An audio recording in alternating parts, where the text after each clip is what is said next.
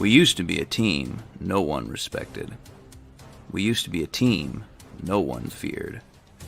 That was then. This is now. First victory of the year on the line. Goff's got it. Back, looks, throws, end zone. Yeah, caught! You know who we are. 10-5, end zone, touchdown, Detroit Lions! And you know where to find us. We won't be far. We'll be on your front porch waiting for you. We are the New Era Lions. And we are driven by Detroit.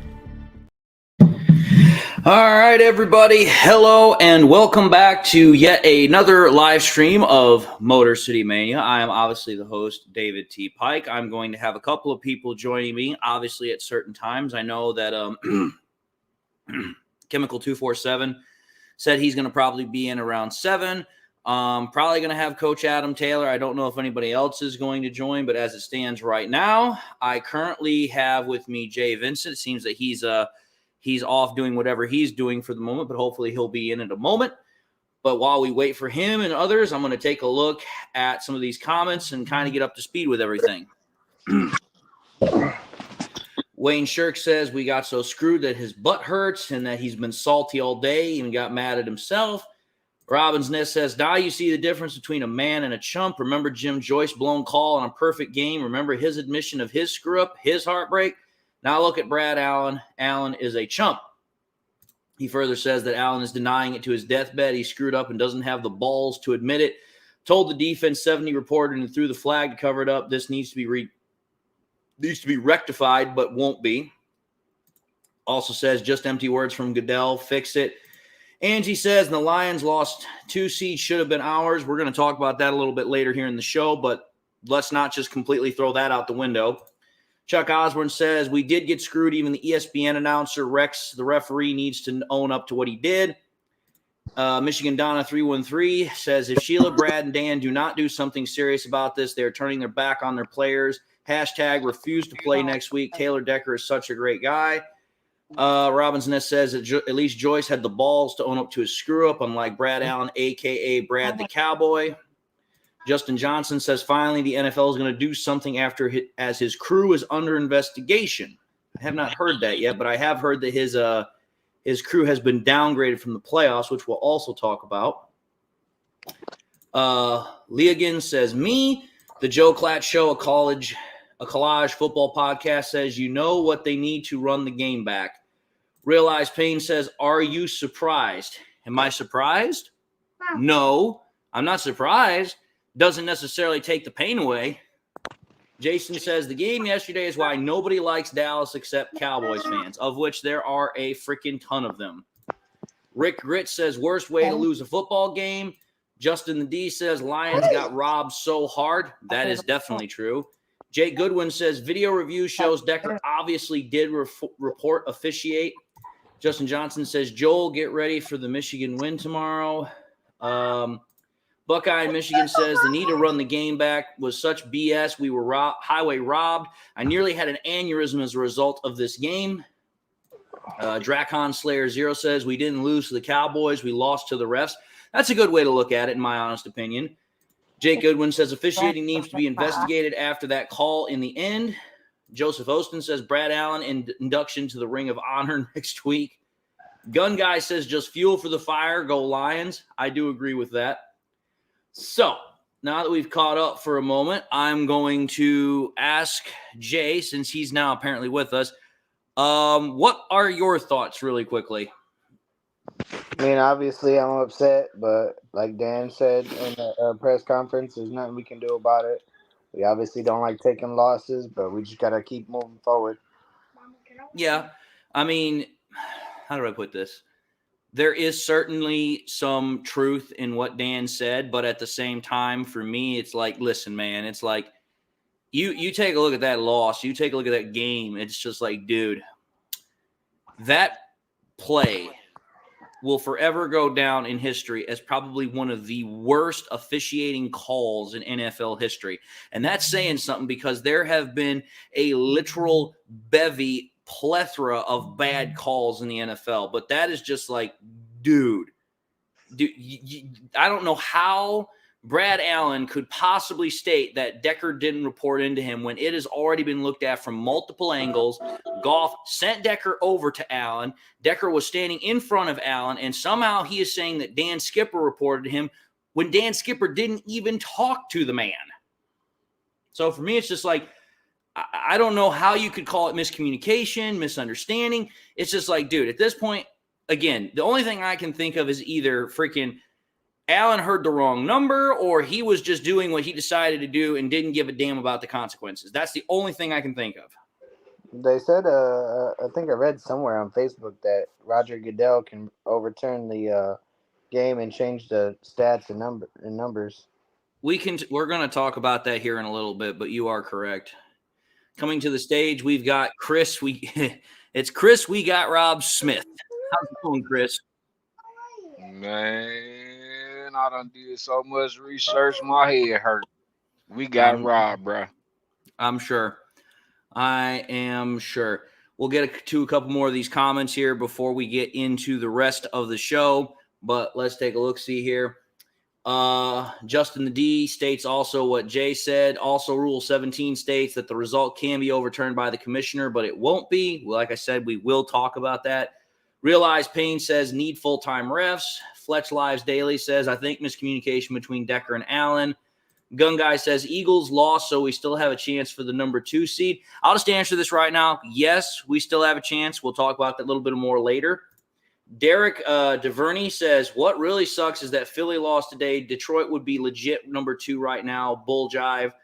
Fletch Lives Daily says, I knew we'd get screwed in the end in Dallas like in the past. Thomas Valdez says they had to cheat us to beat us, and the whole world knows it now. Sad, sad days for the NFL. They allowed this kind of behavior to go on.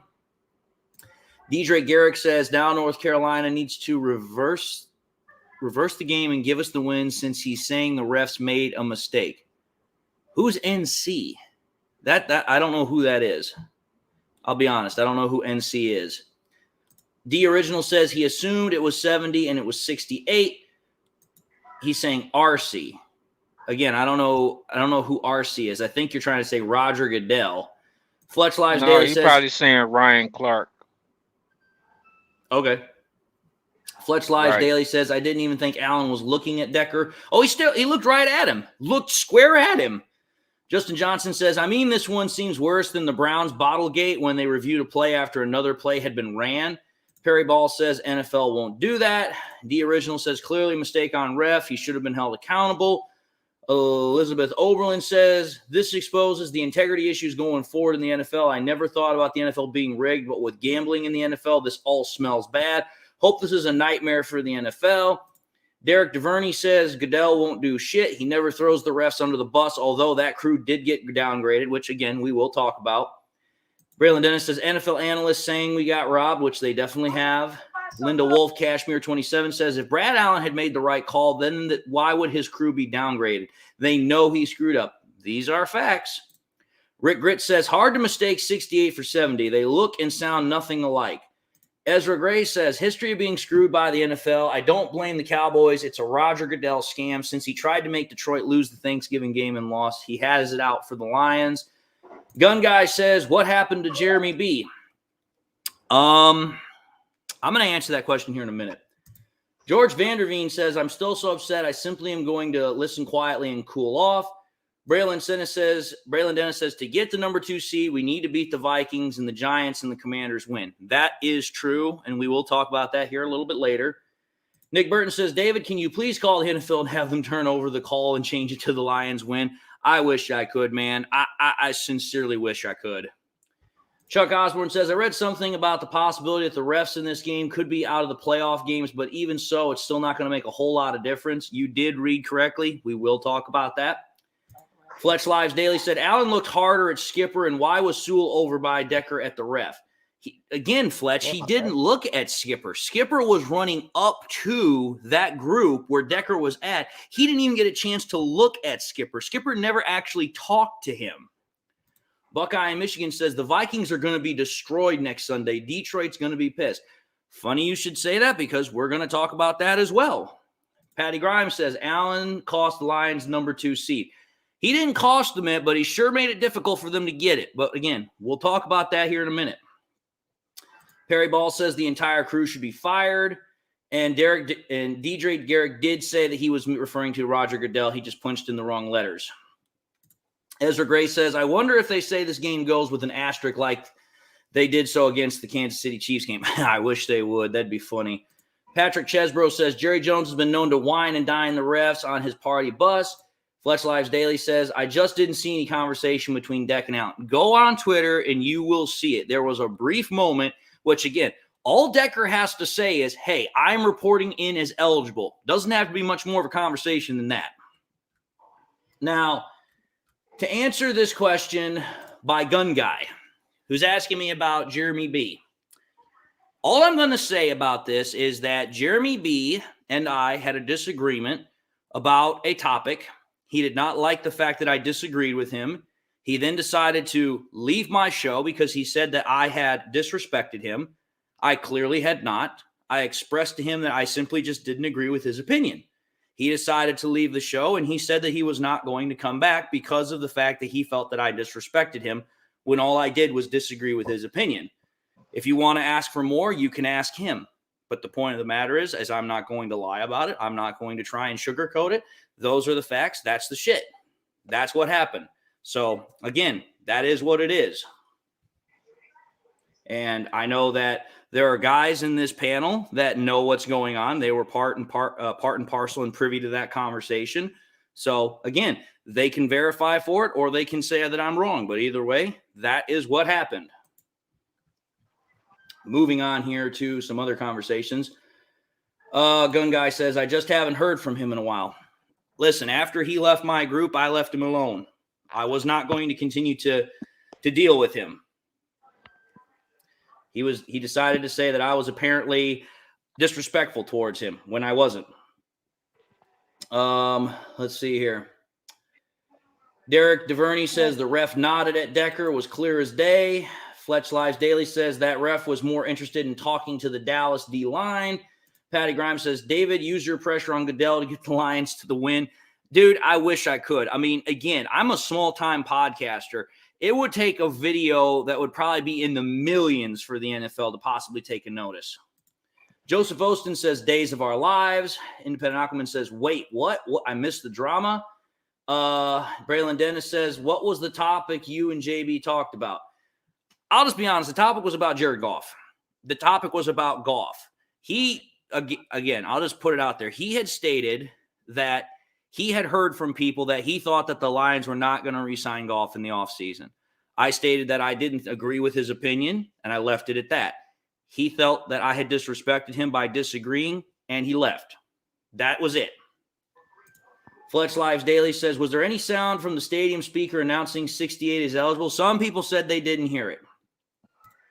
Patty Grimes says, everyone don't need to agree on everything, which is exactly one of the things I said. I said, I respectfully disagree, but I'm not going to say that I don't, respect you as an individual. I told him that I thought he was very highly intelligent. I just didn't agree with his take.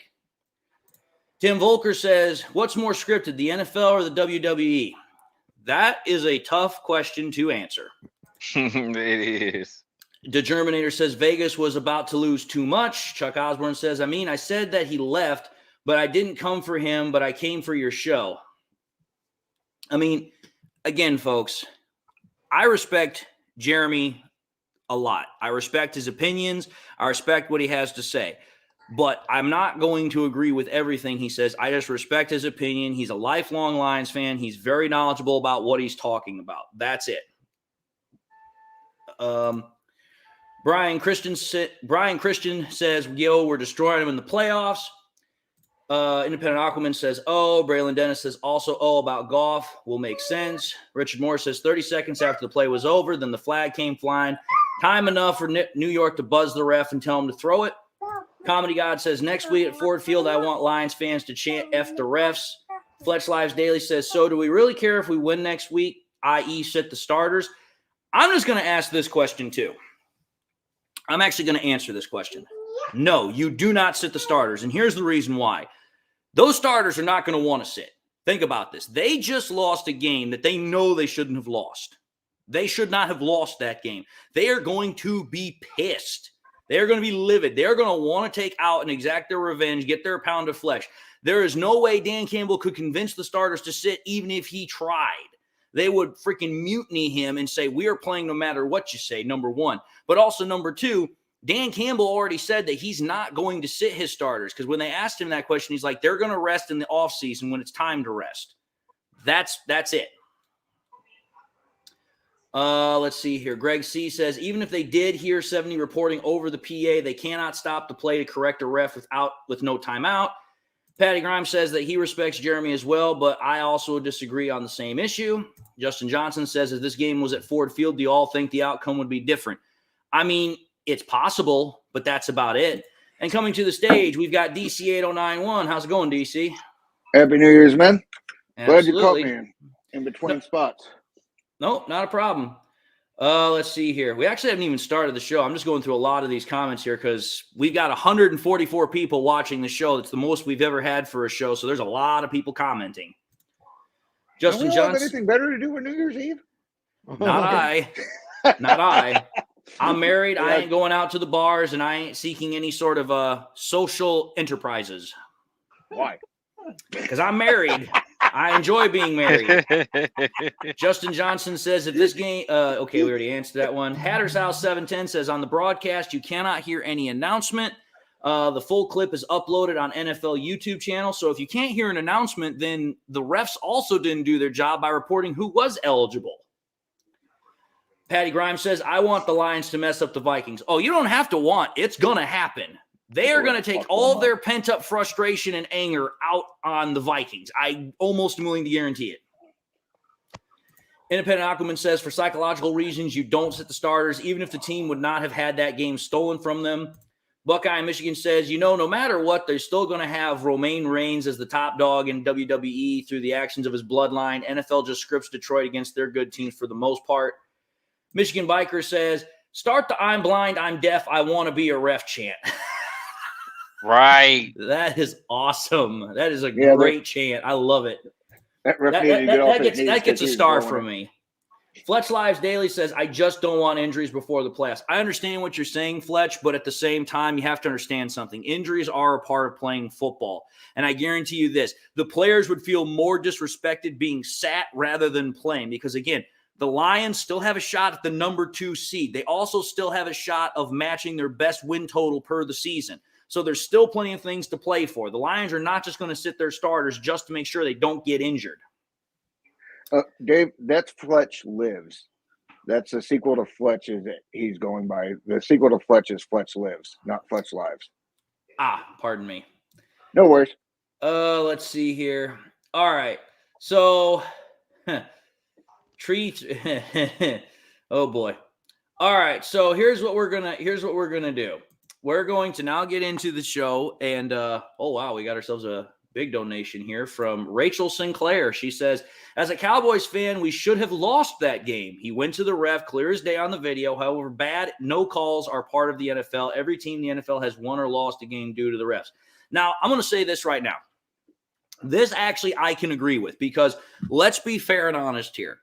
Every freaking NFL team in the NFL can say this, that they have had bad calls that have not gone their way. Hell, even the Cowboys can say it. But here's what I will say. Name one other team other than the Lions that get more calls thrown against them, and then you're going to start understanding why we have such an issue with this. Not many. Maybe the Raiders. Yeah, the Raiders always ask for it, though. Yeah, I mean, that's a close second. I mean, that's the closest thing that's the second, but we still got them by a landslide. Well, either way, my whole point is this. When it comes down to it, I understand what Rachel is saying, and she definitely makes a good point. A lot of NFL teams get screwed over by bad calls from the NFL refs. It happens. But for me, it's just like, okay, I also understand that this is true as well. The referees seem to screw over the Lions almost more than any other team, and it's like, listen, some of the calls we've got screwed over on are just stupid. Case in point, the freaking 2014 wild card game, the freaking Megatron no catch, this one that we just had. It's just like we constantly get bad calls by the NFL refs, and it's ridiculous. And Fletch Lives Daily said that it was correct what you were saying, DC, and makes a donation. Thank you as well. But I will just say this. Thank you all, everybody, for the comments. Let's get into the topics here so that way we can get to the rest of the show here, because if I keep on this, we will never get to the show. So let's get to the first question here of the show. Normally, I would say biggest winners and losers. I'm not going down that rabbit hole. I want to get to the meat and potatoes here, which is what I think everybody wants to get to. So here we go. First question, Jay, you're up. Does this game top the 2014 wild card loss against the Cowboys in both terms of pain or disbelief? What do you think? Hell yes. Okay, let me ask this question then. Make it a little bit more complex. Can you give me your reasons as to why it is more painful or more of a disbelief proportion? For me as a fan, like that game, we were in the playoffs. They fucked us. Then it stopped us from going even further. This one, like we're already in the playoffs, but like the ref really just fucked us on trying to get that number 1 seed. Like I would have loved to have that number 1 seed, waiting for somebody to come to waiting for somebody to come to us, and then it would just show everybody like, hey, this ain't the same old Lions, because same old Lions, they're not making number 1 seed NFL playoff listing. All right, fair enough. What about you, DC? Do you think this is more painful or more, disbelieving? And if so, why? Worse, more painful. One, and I'm sure this will be another debate, is the utter incompetence of the official team. But the second is this is just an added kick to the nuts. Like, no matter how good you are, we aren't going to let you be that good. We're going to keep screwing you left and right. All right. Fair enough. Fair enough. Thank you, Michigan Biker. I see your comment. Welcome to the channel. Welcome to the MCM family. Chris, what do you think? Do you think that this game is more painful, more unbelievable, if you will, compared to the 2014 wildcard loss? What are your thoughts? I'm going to say both, because basically in so many words, the Cowboys were pretty much fraudulent this year. It was like they got CD Lamb, they got Dak Prescott, but they was overrated. And the reason why that they was overrated is because how deep Jerry's pockets is. And he did that. He called into New York and probably was yelling and screaming and kicking on the floor. And then 30 seconds later or after the play, New York calls the refs and pretty much say, y'all ain't got this game, even though everything was perfectly legal. I mean, look at what we did with the Vikings with Penei Sewell. I mean, he was eligible, he was good, but the Vikings ain't Jerry. So that's mostly what the game it came down to, in my opinion. All right, so before I answer my own question, Braylon Dennis just asked this question, which I'll answer this one after I've answered this, but I wanted to put it up there because he donated. Is there an NFL officiating committee? We'll get to that after I answer this one. But Called DraftKings. I get what you're saying, DC. But here's what I'm going to say. Is this game more painful than the one against the Dallas game in the wild card? I'm going to say it is, because here's the reason why. While the Lions could have very well beaten Dallas in the wild card playoffs in 2014, that to me was a little bit more of an even keel back and forth game, because the Cowboys were a good team that year, just like the Lions were a good team that year. But I'm telling you this right now. I don't care what Cowboy fan pops into this. You tell me right now how the Lions did not play a better football game, even though that they were only playing pretty much half-assed. Just think about it. The Lions offense couldn't do anything for virtually the biggest part of the game until that last freaking drive. You take a look at the fact that we couldn't get almost anything going consistently, and yet we held a Dallas team at home who had been scoring 40 points on average at home for the last 7 times that they'd been there. We held them to 20 points. 20 freaking points. So even though our team pretty much lethargically walked through for the majority of the game, we lost by 1 point and held one of the best offenses at their place to 20 points. And all that was because the NFL refs made a bad call. As far as I'm concerned, this one hurts more because it's like, listen, everything considered, as you said, DC, we should have won the game pretty handedly because it's like, listen, Dallas did not show up to play like they normally play. And to his credit, as I'm going to give him some flowers, Aaron Glenn did a fantastic job with that defense last night. Absolutely did a great job with that defense. I was like, dude, where has this defense been? Let's see some more of it. We got ourselves another donation here. I'm going to put this up real quickly. Lincoln Clay VR says, never felt so much rage and tears in my life as a 56-year-old man. Never wanted to pay Mr. Goodell and Mr. Jones for a visit as I do now. This hurts so bad. Oh, I'll be right. with you, Lincoln. I'll be right with you. I'm going to say this right now.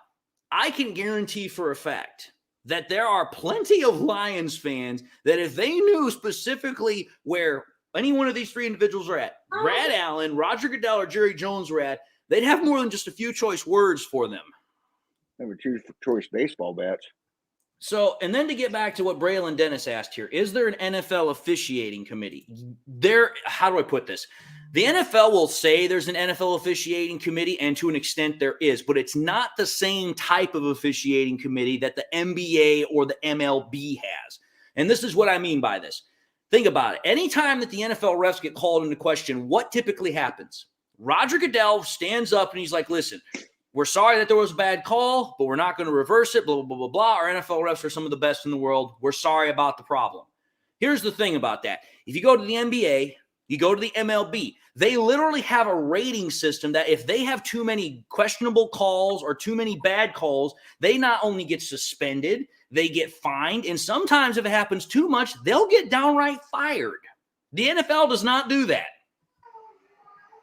So to answer your question, yes, there is an officiating committee, but it's nothing like what the freaking other sports leagues have. It's not even close. So, Well, it's like the officiating crew, as far as like the committee, it's like putting all the officiating crew in the McDonald's and trying to work.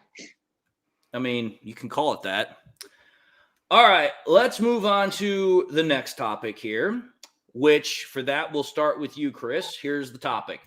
The NFL has recently stated that Brad Allen and his crew have been removed from officiating in the NFL playoffs for this year. Do you think that is enough? What do you think? What do you got, Chris? Man, that is not enough. And like I said, some of the research that I have done, that's definitely not enough. I mean, even though Vegas got a hand in it or whatever the case may be, or anybody got a hand in it, is still not enough. I mean, these scandals got to stop and go back to what we used to look at and how we used to play. It shouldn't just be about money. It should just be about the tenacity of the players, the worth of the game, and them actually playing to their potential, not just money. And it makes me sick to my stomach. Well, I'll obviously get my chance to say what I'm going to say. So, DC, what do you think? Do you think that Brad Allen and his crew being downgraded out of the playoffs is enough? No. The NFL right now has a very, very serious integrity problem that they're trying to deflect. How can you look at any game given what's going on this year, particularly with all their involvement in betting sites and how the game-changing and horrendous calls have gone up with their involvement of betting sites? How can you look at that and say, "Oh yes, these are the best officials in the world, and they are 100% and have 100% integrity and are completely competent"? You can't do it. Downgrading an officiating team is just, "Oh yeah, sorry." We'll just kind of give a small nod to that. They have a far bigger issue than one damn officiating team. All right, fair enough. Good points. What do you got, Jay? Do you think the fact that Brad Allen and his team got downgraded out of the playoffs is enough? No, I don't. And I think, honestly, I think that these issues with the refs and stuff is going to be something that's going to be brought up in the owners' meeting when they do their little sit down and talk about like what rules they want to bring in and what rules they want to take out and stuff like that. And I feel like the bad calls from the refs is going to be something like when they all four got together, they should have done a booth review or something like I mean, they got them stupid commercials where they go, I think it's for like Progressive or something, like what really happened commercial. Like they can go back and look at what really happened and then actually make a intelligent decision. All right. Well, here's what I'm going to say. The reason why I don't think downgrading is good enough is because of this. Again, call me old school as a parent, call me old school as a person, but when I hear somebody who blatantly missed a call, did not fess up, did not say that they missed the call, but then what the NFL does is, in essence, they're like, oh, well, we're not going to fire you. We're not going to hold you accountable for what you did. You're not going to get any sort of punishment other than, well, you're not going to be officiating in the playoffs. That's not a punishment. That is a mere slap on the wrist. And here's the reason why. Because as most people know about NFL refs, they're not full-time referees. When they officiate games, they get paid anywhere between $5,000 to $15,000, $20,000 per game. In playoff games, it goes up. Primetime games, it goes up. Super Bowl game, whatever. Those games bring more money. But it's like, listen, these are guys and gals that have jobs outside of the NFL. This is kind of like a sideline hobby for them that they're really somewhat good at. So for me, it's like, oh, you're not firing the person. You're not suspending the person. All you're simply saying is, well, we're just not going to have you officiate in the playoffs. Let me just point this out here. After what just happened against Dallas, name one freaking playoff team that is going to want that crew officiating their game. They will freaking mutiny the NFL if Brad Allen gets put on the field for an officiating crew in the NFL playoffs. They wouldn't have him. Well, maybe except Dallas. But my whole point is this. You pretty much put a punishment on the freaking NFL officiating crew when nobody in their right mind was going to want them to freaking be officiating during the playoffs because of that very public, very blatant bad call. It was Saturday primetime. They were the only game on. All the NFL, all the sports world saw that game.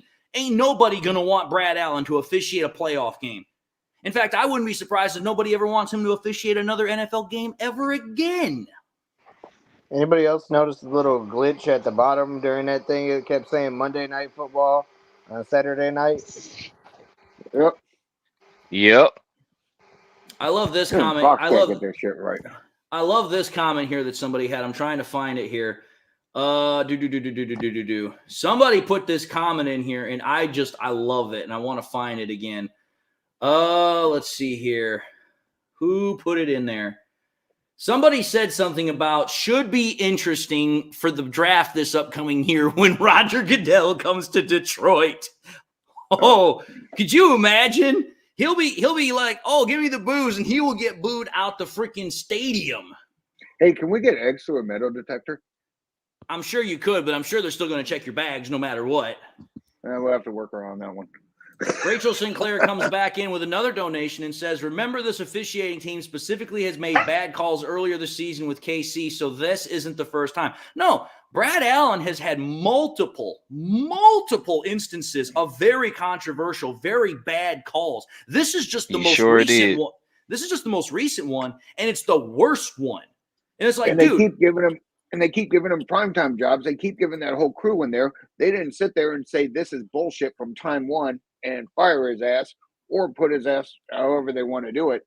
But no, if you keep giving someone like that bad calls on big games, what do you think's going to happen? Oh, I know. Yeah, I know. That's just like that other ref, and he ain't get fired. I think his name Dwayne Haight or something like that. He killed a lot of games, and just because he's from he went to South Carolina, a lot of ACC teams pretty much they lost due to his calling. Like the game was pretty much wrapped up, and they lost due to his calling, and that's crazy. This goes back to what I'm saying. They have no integrity. They will not enforce the officials. They will not do anything. They'll just put them in mistakes. No, they won't. Growing up, and then defend them, saying they're the best ones in the league. Again, what this comes down to, and I said this in the group chat before we even started it. The NFL doesn't want to do anything for one simple reason. They don't want to tarnish their brand. If they come out and say that their refs screwed it up, they tarnish their brand because what they're going to say is, our refs don't have good integrity. We screwed up. And then at that point, doesn't matter what they do afterwards, they're constantly going to have people questioning what goes on. So for the That's already NFL, in their happening. eyes, it makes more sense to just say, yeah, you know what? It was an error, but we're not going to change anything because we're not trying to do that. And it's stupid. It's already happening.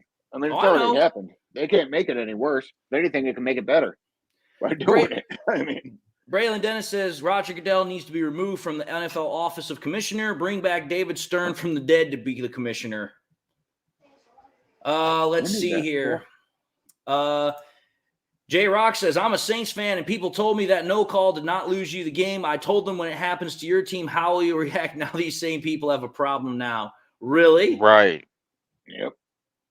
Zuper77 says, outside of town, nobody cares about the Lions. You can barely defeat Green Bay. Dude, we've beaten you 4 times in the last 5 games.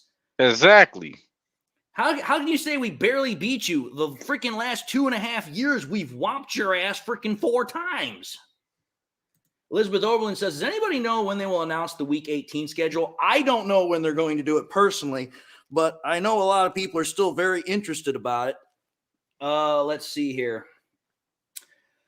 Jacob Smalls agrees with DC. NFL refs equal no true accountability. Let's see here. Patrick Chesbro says nothing will really happen to the refs because Goodell and the refs are all in on it. Big M says not only screwed the Lions and the fans, but they screwed the city of Detroit out of possibly hosting 2 home playoff games. Detroit lost millions in revenue. Well, here's what I want to say. They haven't screwed them out yet. Again, folks, the Lions are not out of the potential ability to win that number 2 seed. They still have a shot. I know it seems like we're out of it, but we're not. So just hold on here. Answer 14 says, the crew that should be suspended and the ref who blew this should be fired. How does Detroit always draw this straw? Because that's just what the NFL does. Let's see here. J Mommy says, I've seen so many networks bringing the Lions game up, and they agree that the officials basically stole the game. That's the same crew that didn't call the pass interference in the Chiefs game. Rick says, if you can't live off that salary, you should probably seek help for your serious drug and or gambling problem. Not directed toward anyone here, just to be clear. No, 250 is pretty small. Chuck Osborne says, Dave, as you put it, it's a slap on the wrist. They're going to be able to play next year and get away with it again. They need to give the win back to Detroit. Again, you're preaching to the choir here, folks. I agree with everything you're saying, but again, it's just one of those things where you can bellyache and you can bitch about it all you want. It's just not going to happen. Braylon Dennis asks Chris. Plus, we ain't got enough money to. Chris, you were asked a question by Braylon Dennis. He says, are you talking about Cleet Blakeman? No. If I can, I'm going to try to look up the name again. I've seen a few videos. Matter of fact, let me do that. I'm gonna look it up. All right, go right ahead. Stoner757 says, point blank period, Jerry Jones put money in those refs' pockets. The night was too big for Dallas to lose. I mean, when Jimmy Johnson gets inducted into the Ring of Honor, I'd say that's a pretty big reason. Chuck Osborne says, that's right, babe. Any NFL team see what they went through. They're going to scream about it if they got stuck with that group. Oh, of course they would. Rachel Sinclair also asked, question, which game does he get in Week 18? Oh, God, I have no idea. I don't want to know. Hopefully Phoenix and San Diego or the Chargers. Chargers don't play Phoenix in Week 18. The Chargers play completely irrelevant that won't have any effect on any playoff seeding or anything else like that. Oh, I doubt that's going to happen. I doubt that. Okay, I got the name. Is Dwayne Hyatt. Oh, yeah. That son of a bitch. I was about to say, I don't know who he is, unfortunately. All right, so I'm going to speed this up here because let's move into the next topic here. So Jay would have been first up. So I'm going to put Jay in first here. So Jay, here's the question to start this off. Is it safe to say that Brad Allen is without doubt the worst ref in the NFL and has been at the center of many controversial and downright bad calls? Is a suspension more suitable for him, or should he be fired, in your opinion? I do think he's probably the worst ref, and I think he should be fired. I don't think he should be able to officiate any football game ever again in his life, whether it's TD, flag, doesn't matter. All right, fair enough. What do you think, DC? Do you think that he should be suspended, and I'm referring to Brad Allen, or do you think he should be fired as an NFL referee? Fired and have the IRS look up his goddamn paybook or how much he made it. I mean, because even at $250, he has to be putting money in these games to be that goddamn incompetent. All right, fair enough. What about you, Chris? What do you think? Do you think Brad Allen should be suspended or fired? I think that he should be fired due to what I just looked up. That's how I found Dwayne Hyatt. Yeah, he should be fired. Like, he have it out for certain teams, and we're on his list. Well, here I'm gonna take you guys all one further here. Here's what I would do. I would not suspend him.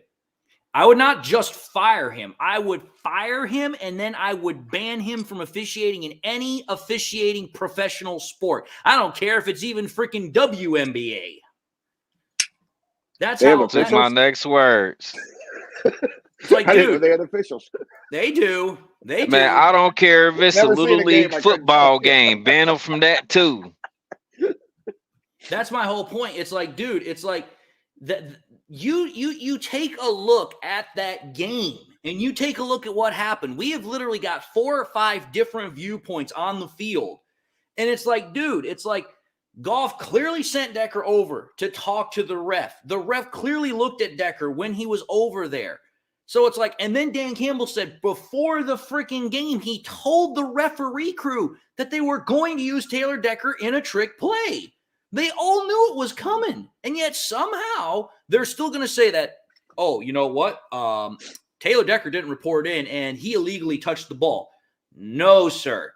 You can't tell me that freaking 4 or 5 people all told you the same thing and somehow, oh, I didn't hear it. Because that's what his response was. I did not hear that Taylor Decker was reporting in. I heard that Dan Skipper was reporting in. But the problem with that theory is that Dan Skipper was a guard on that play. A guard can never report as eligible. So again, that's stupid. And then they want to say, oh, well, if that didn't happen, it was also because of, what was the word? Illegal formation, because Skipper was not in the right spot. How can you call illegal formation on a guard? The guard is directly on the line adjacent to the center. You can't call illegal formation on a guard. You can call it on a tight end. You can call it on a wide receiver. But you can't call it on a guard. That's why this whole explanation that freaking Brad Allen is giving is total ludicrous. He's covering his ass 7 ways to Sunday because he knows he screwed up. Yep. We were told to do something else. Again, that response, it sounded all too scripted. Oh, of course it did. Of course it did. That's my whole point. It's like, dude, you take a look at this, and it's like the NFL, I don't care what the NFL wants to say about this. The NFL, as you said, DC, it clearly has a problem.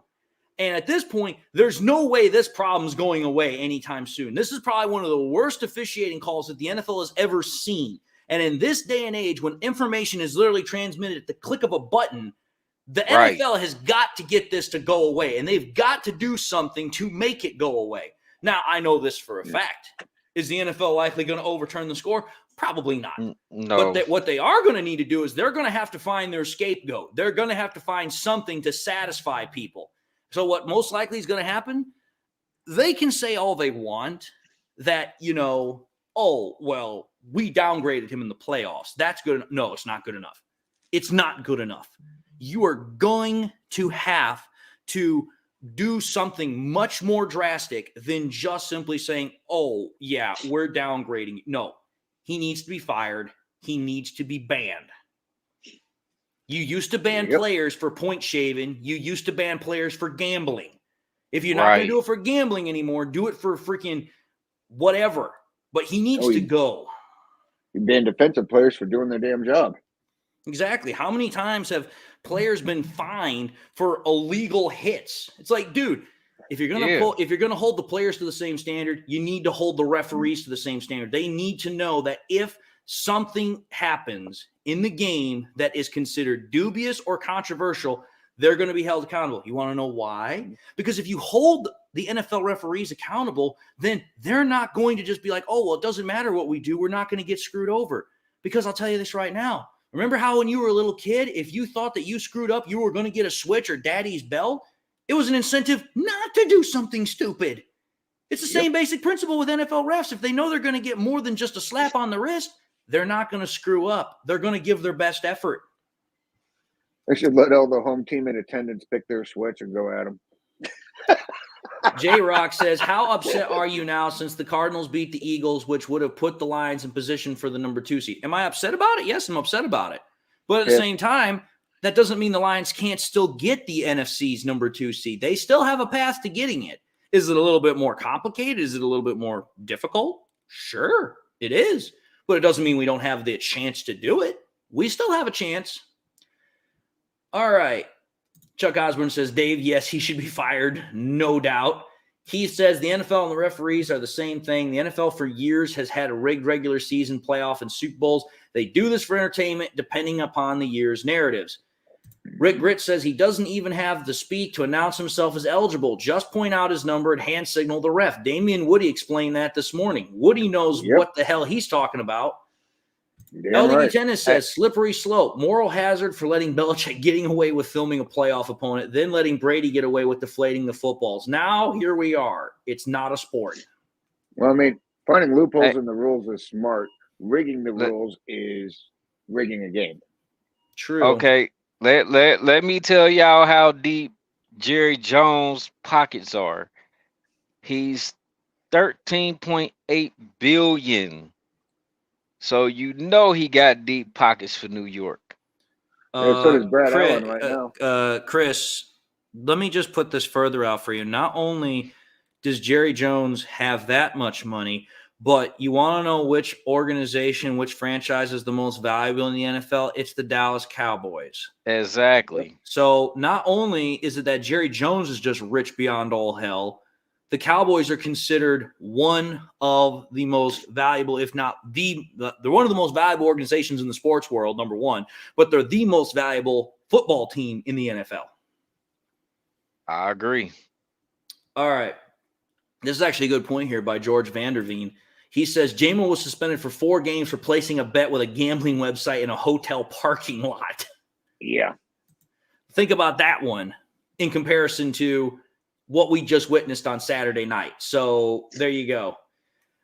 All right, let's take a look-see here at this next conversation point, which, DC, you'll start first for us.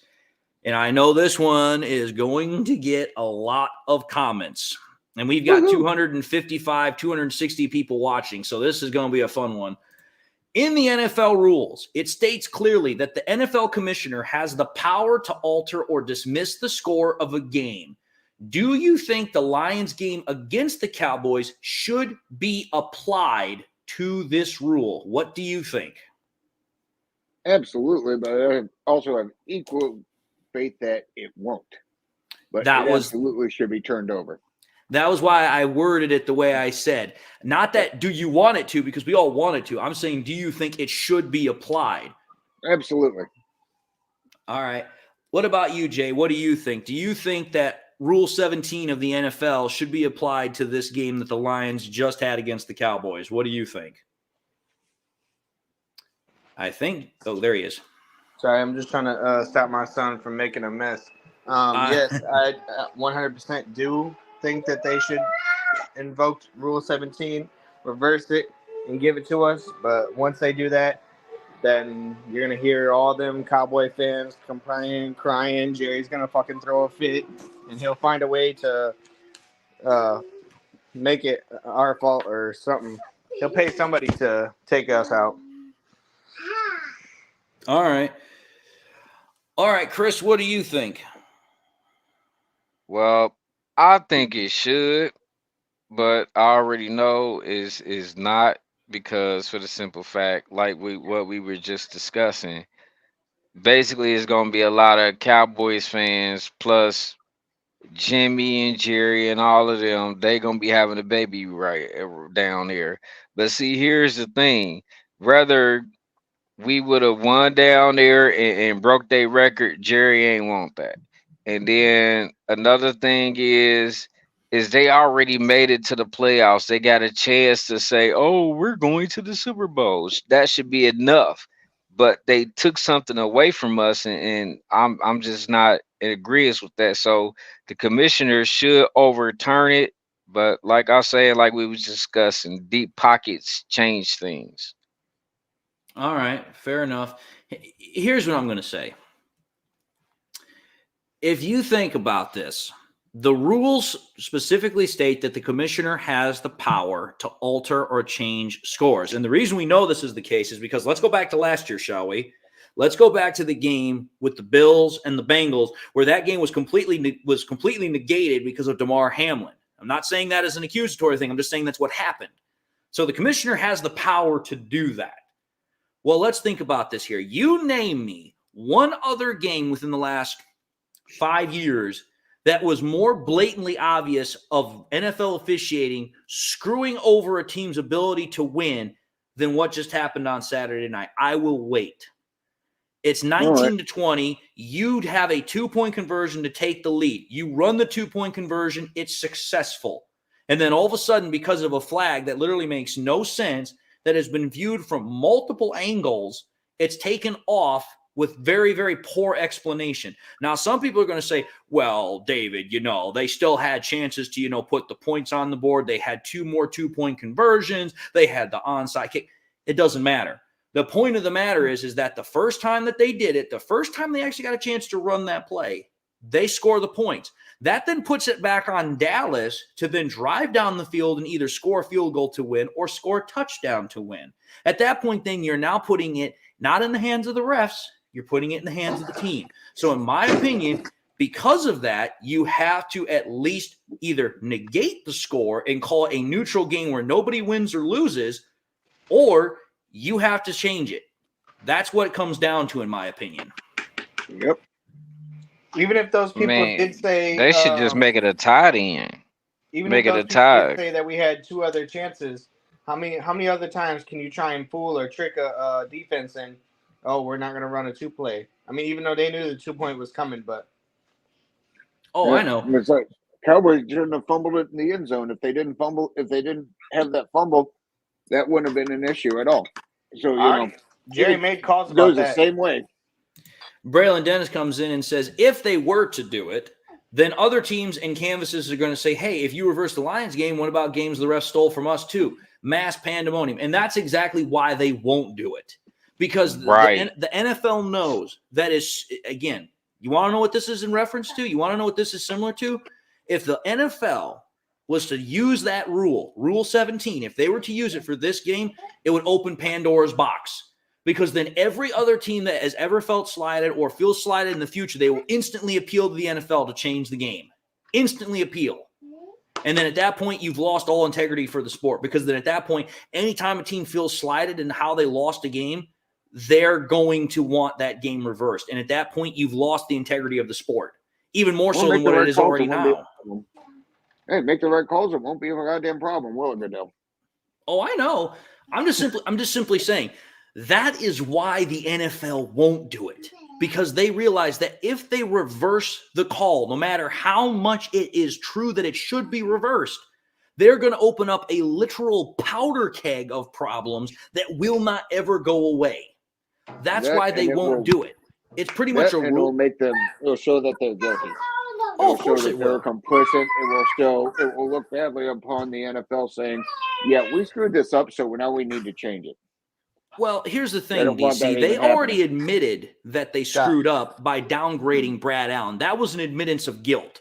But the difference is whether or not they're going to say, oh, mea culpa, we screwed up so bad, we're actually going to reverse it. They're not going to do that. Because, again, like I said, if they do, they're going to open up a Pandora's box that they will never be able to close. That's why they won't do it. Exactly. Yeah, I agree 100%, because then they'll have to call Tom Brady and take one of his rings away when Atlanta scored that game-winning touchdown in the Super Bowl. Again, it's one of those things where it's like, listen, as much as I would love it, it's like at some point you're just going to run into that problem. That's why everyone has talked about that rule, but every time they bring it up, I'm like, listen, talk about the rule all you want, but that rule is only there for eye candy. That's a rule that's never going to get used. It's a rule that literally will forever sit in the NFL book and will never be used, not once. All right, let's move on to our next topic here, which is Chris will lead us off for this one. So, Chris, here we go. Dan Campbell said after the game that he told the refs specifically that he was going to use Taylor Decker in a trick play, as we all know. Decker, Goff, and Campbell all asserted that Brad Allen was told of the reporting player correctly. Did Allen either not hear the assertion correctly, or do you think he just simply chose to? So in essence, what the question is this: do you think Allen innocently just didn't hear, or do you think he actually cheated, in your opinion? Do you actually think he rigged the game? What do you think? From what I saw in videos and research, yeah, he rigged the game. I mean, he literally ignored Decker. He basically, like, him and all of them was in that little huddle, and he left. The clock was already stopped. He had enough time to discuss with everybody what's going on, and he ran off. All right, fair enough. DC, what do you think? Do you think that it was just an innocent case of, like, he's saying he didn't hear the player, or do you think he genuinely rigged the game? Combination of rigged and utterly incompetent. Well, that's not exactly what I asked, but okay, I'll take it.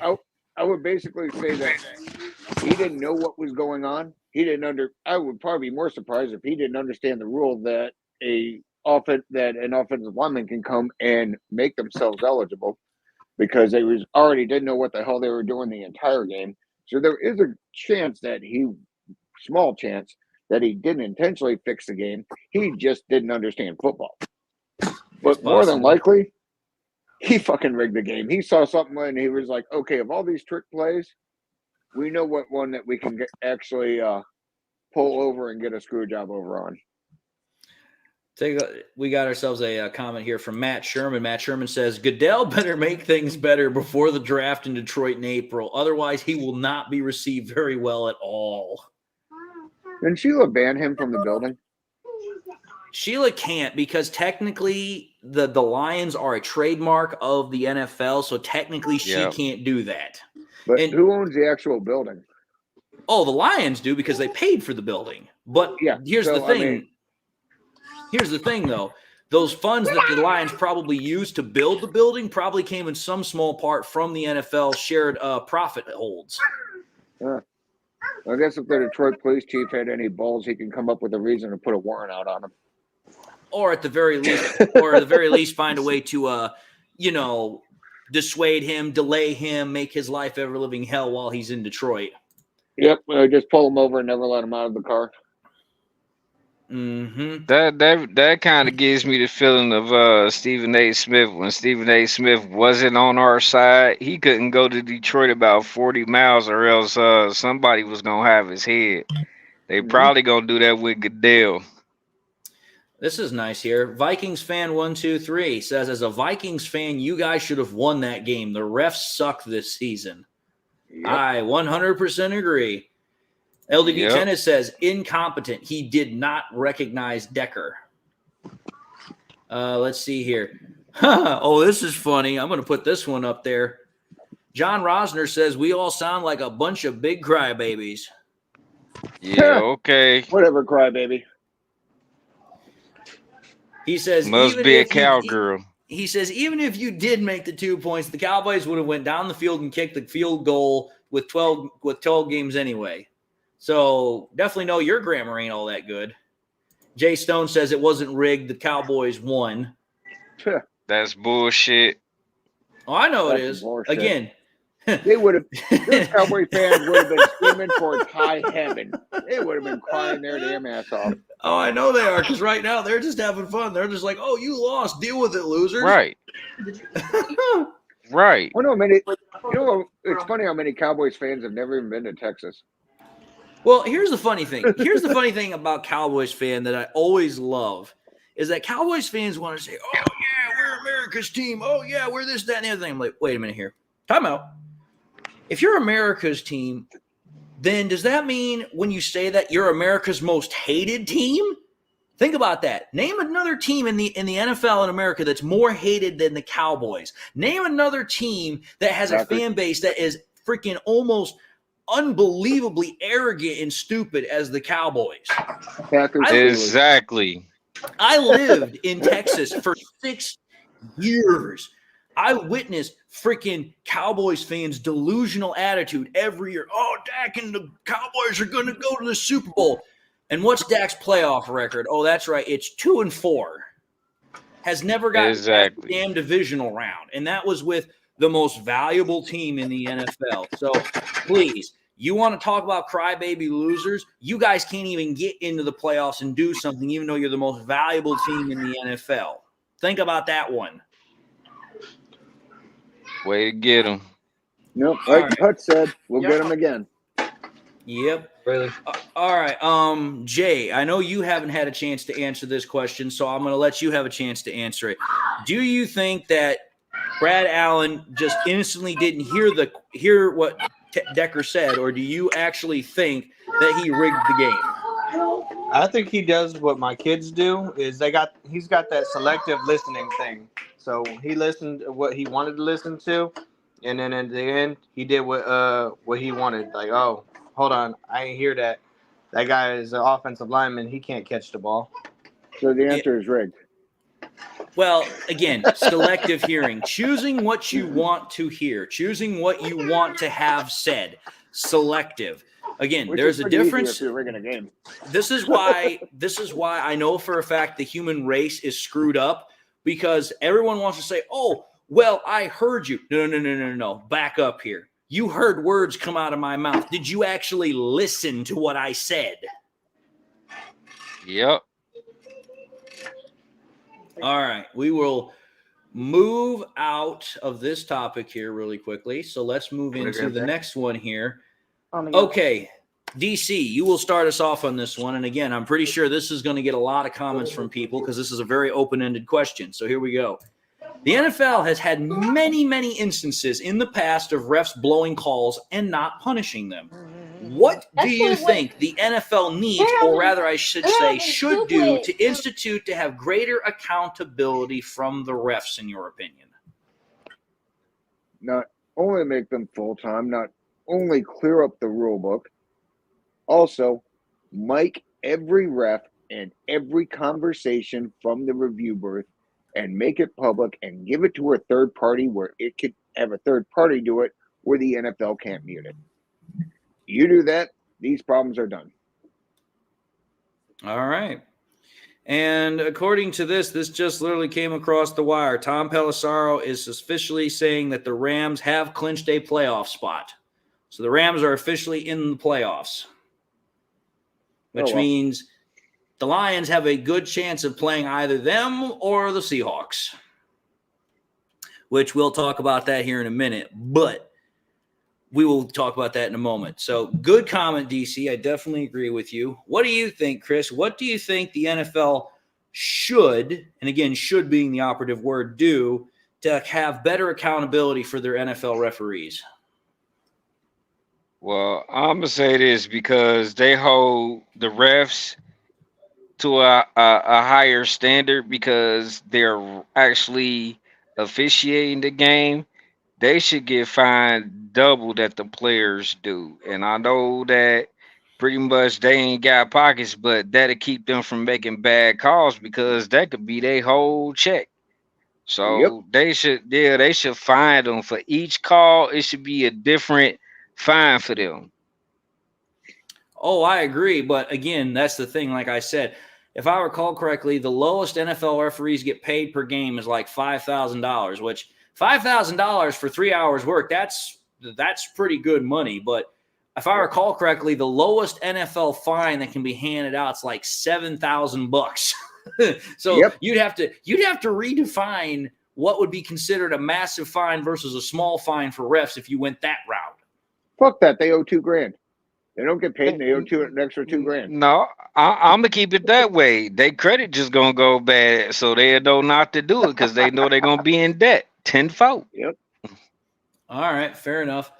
Jay, what do you think? What do you think the NFL should do to make sure that there is greater accountability from the NFL refs?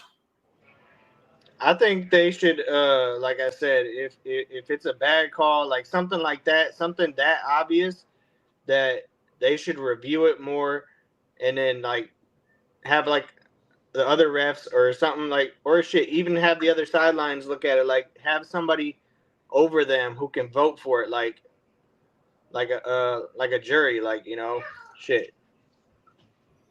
Well, here's what I'm going to say. Here is exactly what I'm going to say.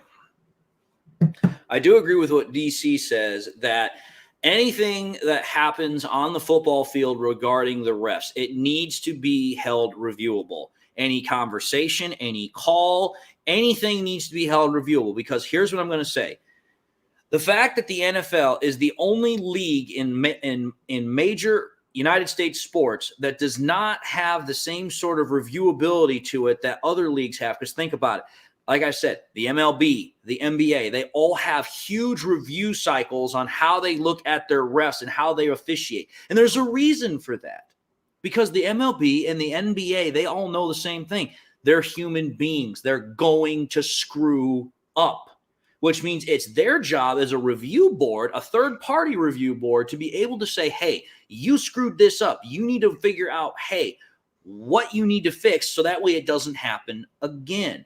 And to me, it's like, listen, we have all of these cameras that are in the NFL stadiums, whether it's for television purposes, whether it's for replay purposes. You cannot tell me that there's no way that you couldn't have that review process. Absolutely not. You can totally do it. You can totally mic them. You can totally do everything else. I agree. All right, let's move into the next topic here. Nice, Matt. That's what got me laugh. That's what got me laughing over there. I was like, lead pipe. I wonder what that means. Lead pipe and barbed wire. All right, so let's move into this next topic here. So Chris will start us off for this one. So we're going to kind of alternate a little bit from all the talk about the NFL, the refs for a little bit here. And we're going to have a moment to kind of like, you know, just have this moment to stop moving in that direction and go a little bit different. So here we go. Chris, here's the question. Despite the loss, the Lions defense played outstanding, holding the Cowboys to their lowest scoring total at home on the season. Thoughts on Aaron Glenn's performance as defensive coordinator? I'm gonna have to take a side for a minute. Okay, DC, what do you got? It was better. I mean, the 200 yards they gave up to receivers, I mean, what did he have, like 80 or 90 on 2 plays? Oh, yeah. I mean, it wasn't like he was shredding us for 20 catches of 10 yards. I mean, they were just big plays that add up to those yardages. But, I mean, other than that, I think Aaron Glenn has finally got his head out of his ass, or John Fox and Dan Campbell kicked his ass into gear. But these last couple of weeks, he's been I don't have many complaints, if any. No, and that's the thing. Like, for me, I mean, if you think about it, you take a look at what has happened the last couple of weeks. The only thing I can say realistically over the last 2 or 3 weeks that I haven't liked is that Justin Jefferson and CeeDee Lamb have just roasted us in the air. That's about it. But otherwise, the defense against the Broncos, really freaking good. The defense against the Cowboys, really freaking good. And for the most part, when you get 4 turnovers on defense in the Vikings game, really freaking good. So it's like, okay, I like what I'm seeing here. So for me, it's like Aaron Glenn the last couple of weeks. I don't know if it's just the defense is catching on or if you said he finally pulled his head out of his ass, but has been a vast turnaround. And I'll give him his credit where credit is due. So, okay, what do you think, Jay? I know that when it comes to you and Aaron Glenn, you have a very, what's the word I'd use? Jaded picture? Yeah, I do not like him whatsoever. I do like the fact that he stepped it up these last couple games. I really only feel like it's just because he really wants that head coaching job, which I really hope he gets so he can get the hell out. Because what really irritated me with him is not like, okay, he's doing what he's supposed to do. He pulled his hat out of his ass, all that. But for some fucking reason, he could not find an answer to stop CeeDee Lamb. No, like he's the only person. You take away them yards that CeeDee Lamb has, no, the Cowboys don't win that game. But at the end of the game, he's gonna go up to the guy and be like, "Oh, hey, great game, guy, great game." Like, go fucking read a book and learn how to play some defense or something. I just hope he gets what he wants and gets the hell out of Detroit. That's my hope. All right, fair enough. What about you, Chris? Have you come to the ability to make a comment, or are you still going to have to take a rain check on this? Nah, I finally took my side. I caught my breath. Well, I'm gonna say this. Even though there were mistakes that pretty much that he had done, but I'm not gonna take his flowers away. I mean, he really did his thing, but I'm looking at his pattern also. Okay, the last game that we lost was against the Green Bay Packers, right? Mm-hmm. So we got Minnesota, we beat. We supposed to beat the Cowboys, but we played good defense. Then we got Minnesota again. Then we got our first playoff game we gonna win, and the next one is questionable because every 4 games he decides to get his defense together. All right, fair enough. Again, here's what I'm going to say. Again, I've not been a very big Aaron Glenn fan, and I will be the first to admit that. But again, I've also stated this as well. I try my best not to be biased. I try my best to give credit where credit is due and lament when it's time to lament. But I simply will not overlook the job that Aaron Glenn has done the last 3 weeks. He's done a fantastic job, and that deserves praise. It deserves recognition. And that's me being accountable to myself as well as to the reality of the situation. I like this comment here by Braylon Dennis. He says, do what the USFL does, referee cams. Yep. That's another way you could go about it. Again, for people that want to say that there's no way that you could actually hold the refs more accountable or that it's too much, it's too difficult or whatever, that's a load of cow pie. Because it's like, listen, you have the ability to institute technology so that way you can make sure those refs are accountable almost damn near 100% on the field.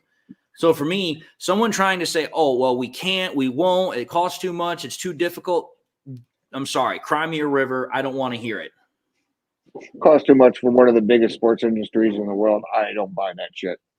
Exactly. Yeah, me neither. All right, let's go into this next conversation, which this is going to get some interesting responses from some people.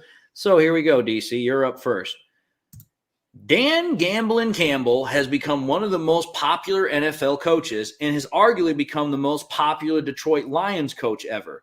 But was he just as much to blame for the Lions' loss against the Cowboys? What do you think? In retrospect, today, I could see where someone could blame him, but at the time, I had no problems with any decision that he made.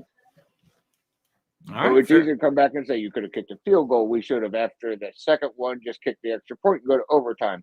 That's easy to say. But at the other time, it's Dan Campbell's mentality. We knew what he was trying to do. And that's why what are we now, 11-5?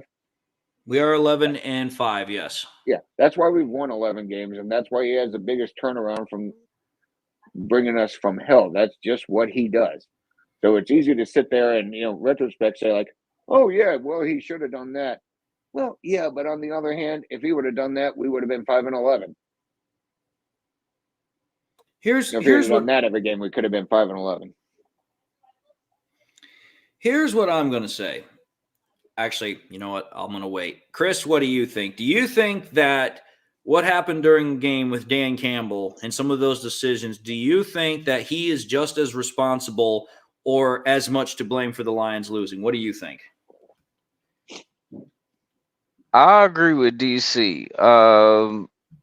I think he did everything that he was supposed to do with what we had and what's going on and stuff like that, because he knew how Dallas was going to be. So he wanted to win that game. And even as far as like what DC was saying, and also, yeah, kicking a field goal would have tied it and went into overtime. And he hates coin flips. He hate them because for the simple fact they don't have the best of luck. So he's trying to correct those things from not happening. So he had to do what he had to do. So I'll say that he did right by everybody.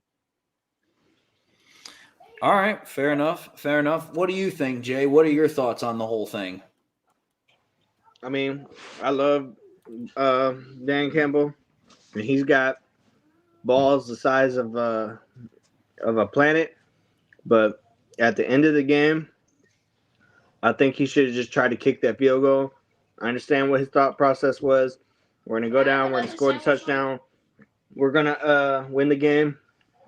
But when they took it back and we went back another 7 yards, like, I would just kick the field goal and try to play defense and go to overtime. Like, I know we didn't want it to go to overtime because there was a possibility Cowboys could have got the ball.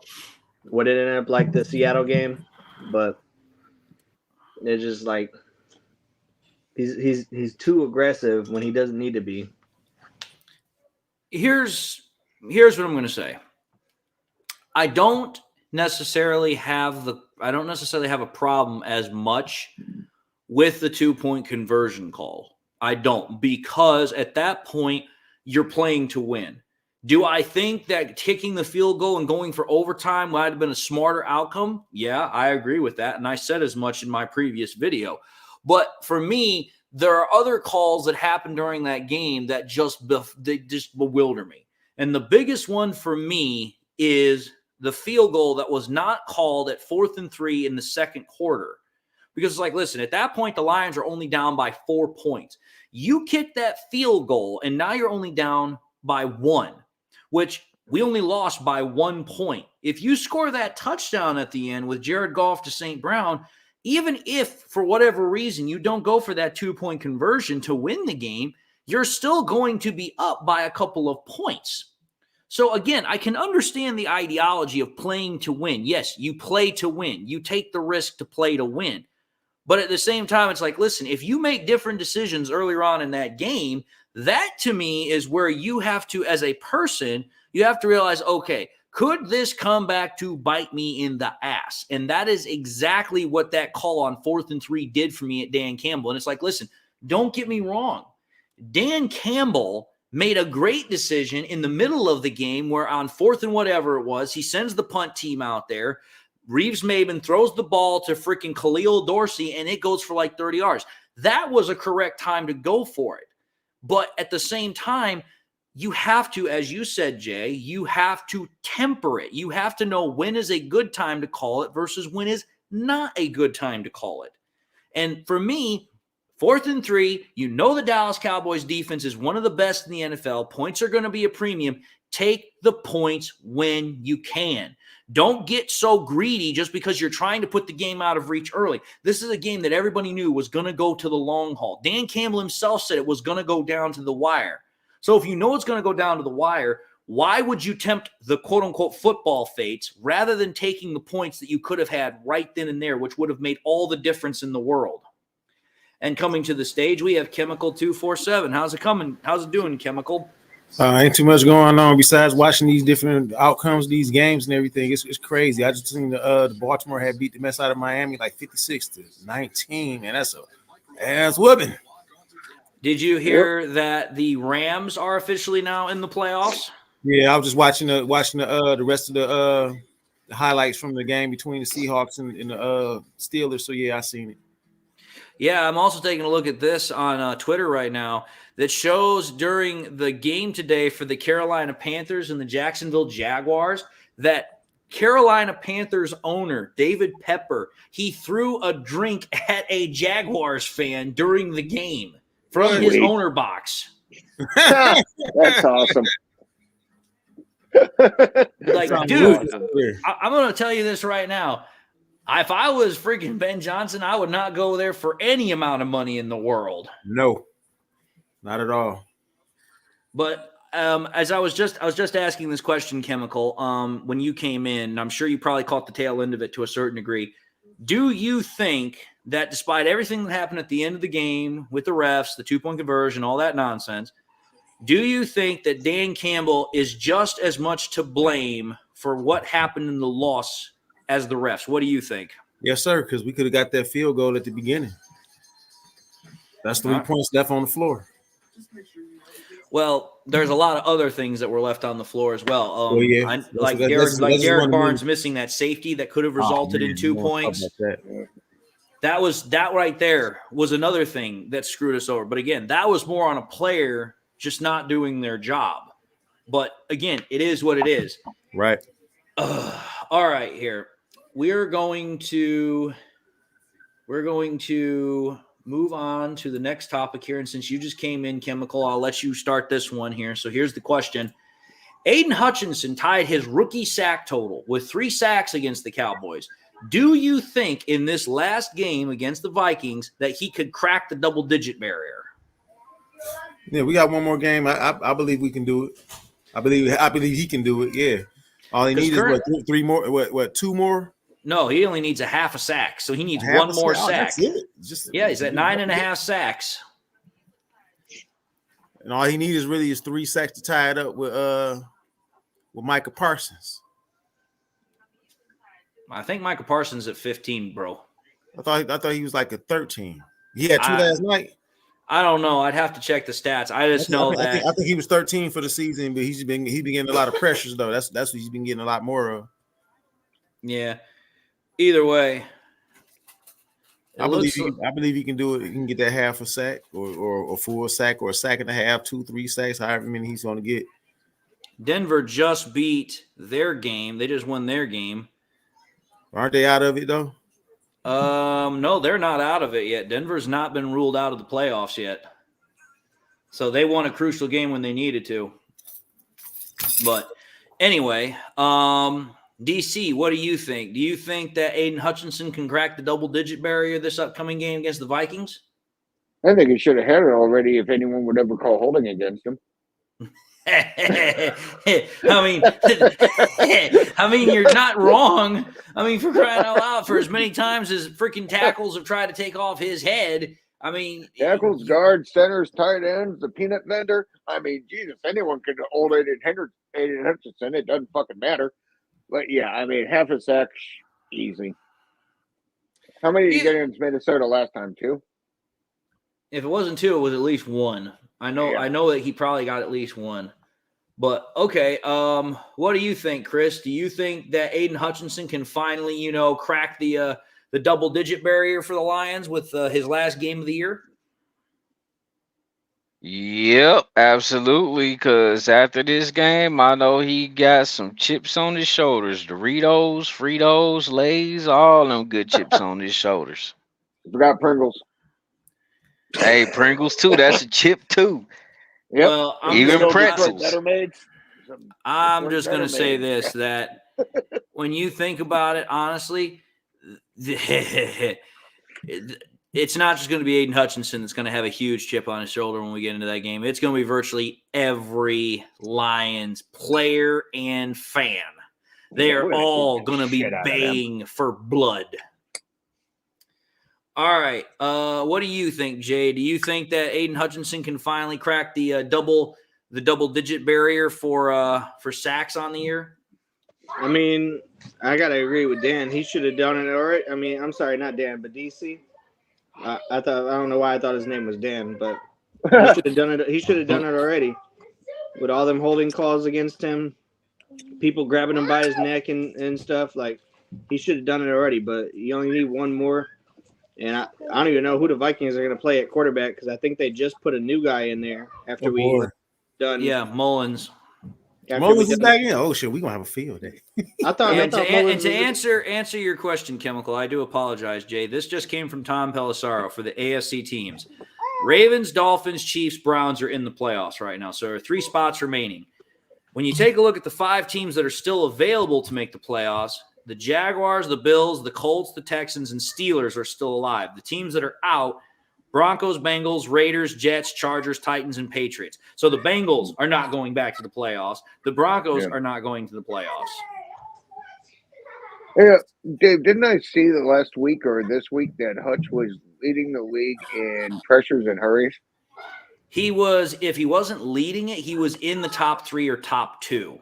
Hutchinson has been amazing this year with getting pressures. And that, for me, is something that I think a lot of people overlook is all they want to hear about is sacks. And it's like, listen, Hutchinson does a lot of other things other than just sack the quarterback. Yeah.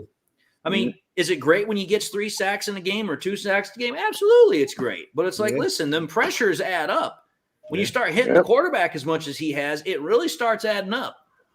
It affects the whole game plan that they have to adjust to their line, their blocking schemes, their pass protections, their keeping running backs in, all of that. If you're getting that much pressure, I mean, I don't care what your sack total is. If you're causing that much havoc on the offensive coordinator, that's what you need to do. I'm gonna address this comment here by Elizabeth because I think I need to re-clarify some things here. I'm not letting AG off the hook. I still want him gone. Because here comes my problem with AG. And I've said this before. I'll re-clarify it, restate it. Where has this defense been the majority of the year? It's like, listen, we knew that Aaron Glenn could do this. We've seen him do it before. But again, the biggest problem I've had is the consistency. Because what have I said? I said this way back in the beginning of the year when we had those 2 or 3 games we were really good. He shows up for 2, 3, maybe 4 games, and then he has a period of 5 or 6 where it's just completely screwball. It's completely crap. All I'm simply saying is I'm glad that for the last 3 games, Aaron Glenn's defense has actually looked really good. But for me, it's like I'm not ready to let Aaron Glenn off the hook. I still want him gone. I still think he's never going to get that defense to where it needs to be. And you know what? The players can say all they want. Oh, Aaron Glenn, he's a great leader. He's a great this. He's a great that. That's fine. But my whole point and problem with this whole thing is this. Why is there such inconsistency in his play calling from week to week? Why is there such inconsistency in his defense's ability to perform from week to week? That's my problem. But like I said, when the man deserves credit, I'm going to give him his credit. I'm not going to overlook it. That's just being dubious about it. I have to agree with you on that, Dave, and I just want Elizabeth to know, I'm not a Aaron Glenn supporter at all. I want to bash him. I want to talk bad about him. But when he does what he's supposed to, it just makes it hard. Well, again, she was actually agreeing with you, Jay. She was talking about the rest of us. That's why I felt I needed to clarify that. Oh, okay. I mean, I'm just trying to make sure because I'm like, we can talk about AG if we want to. I would not like to. It's like I've had more than my fair share of comments about AG. He was the one person in that game yesterday that I didn't feel screwed up too bad. Yeah, I was about to say in my defense. How about this? How about this? Chemical, what do you want to say? As far as AG is concerned? Yeah, because that's what you guys were trying to talk. Both you and Chris were trying to say at the same time. I said that he was at least he was pretty much consistent besides that one play when Wilder had failed trying to guard CD. Trying to guard CD. That was it. But other than that, and then that play right there, I just didn't like it because I felt like the linebacker should just went on ahead and just wrapped him up. You ain't got to hit him hard. All right, fair enough. And what were you gonna say, Chris? Well, in my defense, to Miss Elizabeth, I'm still wanting AG gone, but at the same time, like Dave say, I do give flowers where flowers due.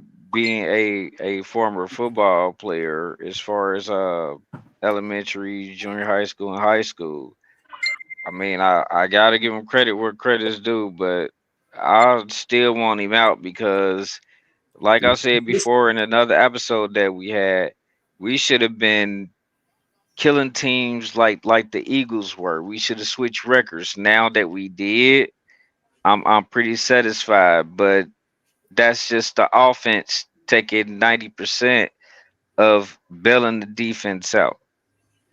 And the Bears won today. Yeah, the Bears they stomped a mud hole in the Falcons Yeah, I who they see. played. Yeah. Yeah. So, all right, let's move off that and let's move into the next topic here. So, DC, you'll be up first for this one. So here it goes. Cameron Sutton has largely been very good for the Lions for the majority of the year, but against the Cowboys and CeeDee Lamb, he was absolutely destroyed. Let's just be fair. Do you think that this was because he was overmatched by CeeDee Lamb? Do you think it was because of the toe injury that he had sustained during the week, or do you think it was more because of bad scheming? What do you think? I'd say toe injury and just a bad game. I mean, Sutton has been our very good lockdown corner all year. I think it's more of a fluke, and I do not think CeeDee Lamb will do that again. All right. So then, Chemical, what do you think about Cameron Sutton? I was thinking about his toe injury. That I'm like I seen the toe injury early in the week. I said, people don't realize that having that appendage like that injured affects your gameplay. It affects your agility, your speed, and everything else because you're running on pain. All right, fair enough. Fair enough. What do you think, Chris? What do you think about Cameron Sutton? Do you think the reason he played poorly was because of the injury, because that he was just overmatched by CeeDee Lamb, or do you think it was something to do with the scheme? I'll say a little bit of all three, because I mean that toe injury, it'll probably take a couple notches off his speed. Scheme wise, I've seen how they tried to do it. That's why Valder was on him, and Valder pretty much just started playing. I mean, he'd been practicing, but he just played, and they put him on a high-powered wide receiver like that. That was wrong. They shouldn't have did that. They should have put somebody more experienced like Kirby Joseph on him. Even though Kirby Joseph don't have that much experience as far as this is his second year, he would have had a better chance with CeeDee Lamb if he would have put a couple of yards on CeeDee Lamb.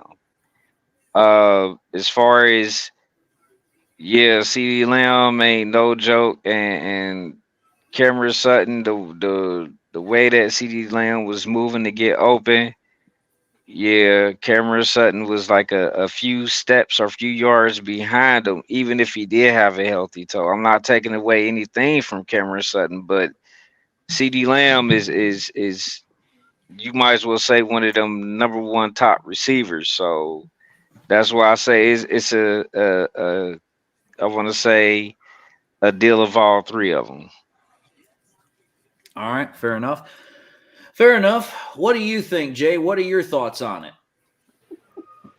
I think it's more of the injury, and then the fact that I don't want to say overmatched. I just want to say like CeeDee Lamb took advantage of an injured Cam Sutton because just being a former player, and injuring a toe, like it affects you a lot. Like I ain't trying to take nothing away from like what Chris said or nothing like that, because I respect a lot of what Chris says, but I just think like when you injure a toe, it affects you so much more than most people would not know unless you've injured a toe before, and then with no real help, like I mean.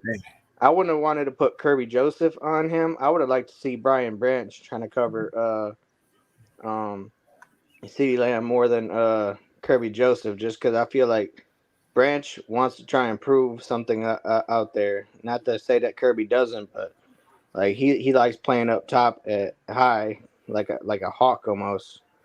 And I mean, if CJGJ would have been in, I know he would like to get his licks in. And I this just is actually also read. where losing Mosley hurt us. I just actually read this, boys, so you guys are going to want to hear this. It says here that if the Lions are not wanting to host the Rams for their first wild card game, and this is if the Lions get stuck and stay in the third round, in the third seed spot, that they're going to want the Packers to beat the Vikings tonight, because if the Vikings beat the Packers, then there's a 76% chance that the Lions will face the Rams in the first round. So it'd be very interesting to see what the refs call for that Packers-Vikings game. But anyway, all right, let's move on to the next topic here really quickly here. So actually, we have ourselves a question here from Tafka Day. He says, what do y'all think this defense is going to look like with CD Deuce, Houston, and Aleem Mack back for the playoffs? Oh, good Lord. Dude, dude, let me just put this out there. If you get CD Deuce and Aleem Mack, that right there is going to be something. But if you get all three of them back, plus the emergence of Ife Melifonwu, oh, dude, this is a defense that is going to just terrorize people. And here's the reason why. Think about it. When Bruce Irvin has played, he has been good off the edge. You get Houston back, who's substantially younger, more flexible, more explosive. You have an extra edge rusher. You get back CD Deuce, who is easily the bullhorn of that defense in his leadership. Now you've got him back there helping out with Ife Melifonwu, Brian Branch, and Kirby Joseph. So that's only going to help you out. And then you get Aleem McNeil, your best interior defensive lineman back. You pair him up with Bugs or Martin or whoever else, that right there, you've now got help on all three levels, because you've got an edge rusher who can also play linebacker, you've got a defensive lineman, and you've also got your defensive back. So in my opinion, I think that's going to make that defensive game look very, very good. Jeremy Johnson, I understand you want Dallas in the playoffs, but in order for that to happen, we have to win first in the wild card round, because there's no way we're going to play Dallas in the wild card. They're going to get matched up with the number 4 seed, which is most likely going to be the Bucks. So think about it. Oh, wow. Thanks for an easy game there, Dallas. Well, I don't know. We'll see what happens. Because the Bucks are going to be at home, and Dallas has not played very good on the road this year. Exactly. Hey, if we walked in like our first round of the Bucks, I'm going to be like, sweet. Exactly. And I'm seeing people here that are saying, LDV Tennis says, bring on the Rams. Peter Jabatek says, bring on the Rams. I want to see Jared Goff beat McVay. I want to see a Goff put a 70 burger up against McVay. I would just love it. Dude, I would just love it if the Lions play the Rams and Goff plays one of his best games and he goes over to Sean McVay and is like, this is what you missed out on, fucker. Shit, I hope if I was Goff, I wouldn't even shake his hand. Goff's not that petty. Goff's not. No, he's not. No, he isn't. But I would think that'd be badass. No, you know what? You know what Goff needs to do if we face the Rams? He needs to send Hutch and Houston over there to talk to McVay. Like, put on your running shoes. No. Could you, dude? I'm telling you this right now. Think about this, folks. Think about this. If you get Houston back and Hutch back, the Rams' offensive line this year has not been very good. Oh, that's a massacre. Stafford's not able to move as well as he could. Don't get me wrong. He can still sling it with the best, but he's not going to be able to get away from Hutchinson and Houston. Those guys are fast, quick, and twitchy. Yeah, then you talking about Melifonwu. He gets to the back rather fast too. Yeah. Exactly. Goff needs to tell McVay his wife still makes a hell of a good breakfast. Yeah. Creme de la creme. They said Goff got kicked off because he said "I Piper" in a text message. Yeah, that's what they said. So did. All right, let's move into this next topic here. So here it is. Chemical, I'll start with you. Some Lions fans have attested that despite the blatant bad call by the refs and other issues that happened during the game, that the loss largely falls on Goff's shoulders. What are your thoughts on this? Because trust me, I've heard it. I can't just blame him. It's a team effort. The O-line wasn't holding some of their blocks. They act like they ain't know where they was at. You talking about the number 1 O-line in the NFL. They looked dismayed yesterday, and they allowed too many pressures and a couple of sacks, and then they was stopping the run. And I'm with you on that when you were saying earlier about them running to the left opposed to running to the right. They should have been staying on the right-hand side, which is the weak side of most teams anyway. All right, fair enough. What do you think, DC? What are your thoughts? Hey, get a fucking life. Jesus Christ. So he had 2 interceptions. Yeah. what quarterback doesn't have 2 interceptions in a game? All these fucking people try to do is to blame everything on fucking Jared Goff because they fucking hate him. So yeah, you guys don't know what the fuck you're talking about. All you like is your own fucking drama. Kick rock with no socks. Fuck yeah. Long-haired waving, middle finger in the air. God damn right. All right, fair enough. Happy New Year, by the way. What do you think? What do you think, Chris? Pardon me. Just trying not to sneeze. Well, I was about to say, I told you that episode that bro did, that it was gonna be fire. The one that you was watching, cause he saw it, and like I say, I mean the O-line, they did what they had to do, but yet still, they should have known that right side was that point to where they opened up holes, and pretty much it would have been more of a play action to where Jared Goff can slice and dice them. But the thing is not only on Jared Goff. I mean, like I say, team effort. Jared Goff, he is like, and I love this about Jared Goff. I mean, Jared Goff will get an interception. He'll get 2, he'll get 3, 4. But his comeback is phenomenal. He shows like John Elway. He will come back on you, and I love that about Jared Goff. Yeah, he don't lay down. All right. No, he don't. Good points. Good points. What do you think, Jay? I mean, I gotta agree with like everybody, really. I mean, that offensive line, like there was multiple times Jonah Jackson like let Micah Parsons right there in the backfield, open shot, hitting Goff. He's getting pressured. He needs time. Like, I mean, no quarterback's gonna be able to read the field in 1.5 seconds. Like, it's not gonna happen. That first interception, that wasn't on him. He thought he seen an open receiver. He was getting hit. He threw it out there, thinking the guy was gonna get it. The second one, like you said, that one was on him. I don't know what the fuck he was doing that day, but was that the one the screen pass? No. Yeah. The first one was the screen pass. Here's what I'm going to say to kind of wrap all this up and clarify for everybody. So, people that want to say Goff was the reason we lost the game, they need to look in the fucking mirror and put something in their mouth like a ball gag and don't open it up till next Christmas. But here's what I will say. Here's what I will say. Here's what I will say. That was awesome.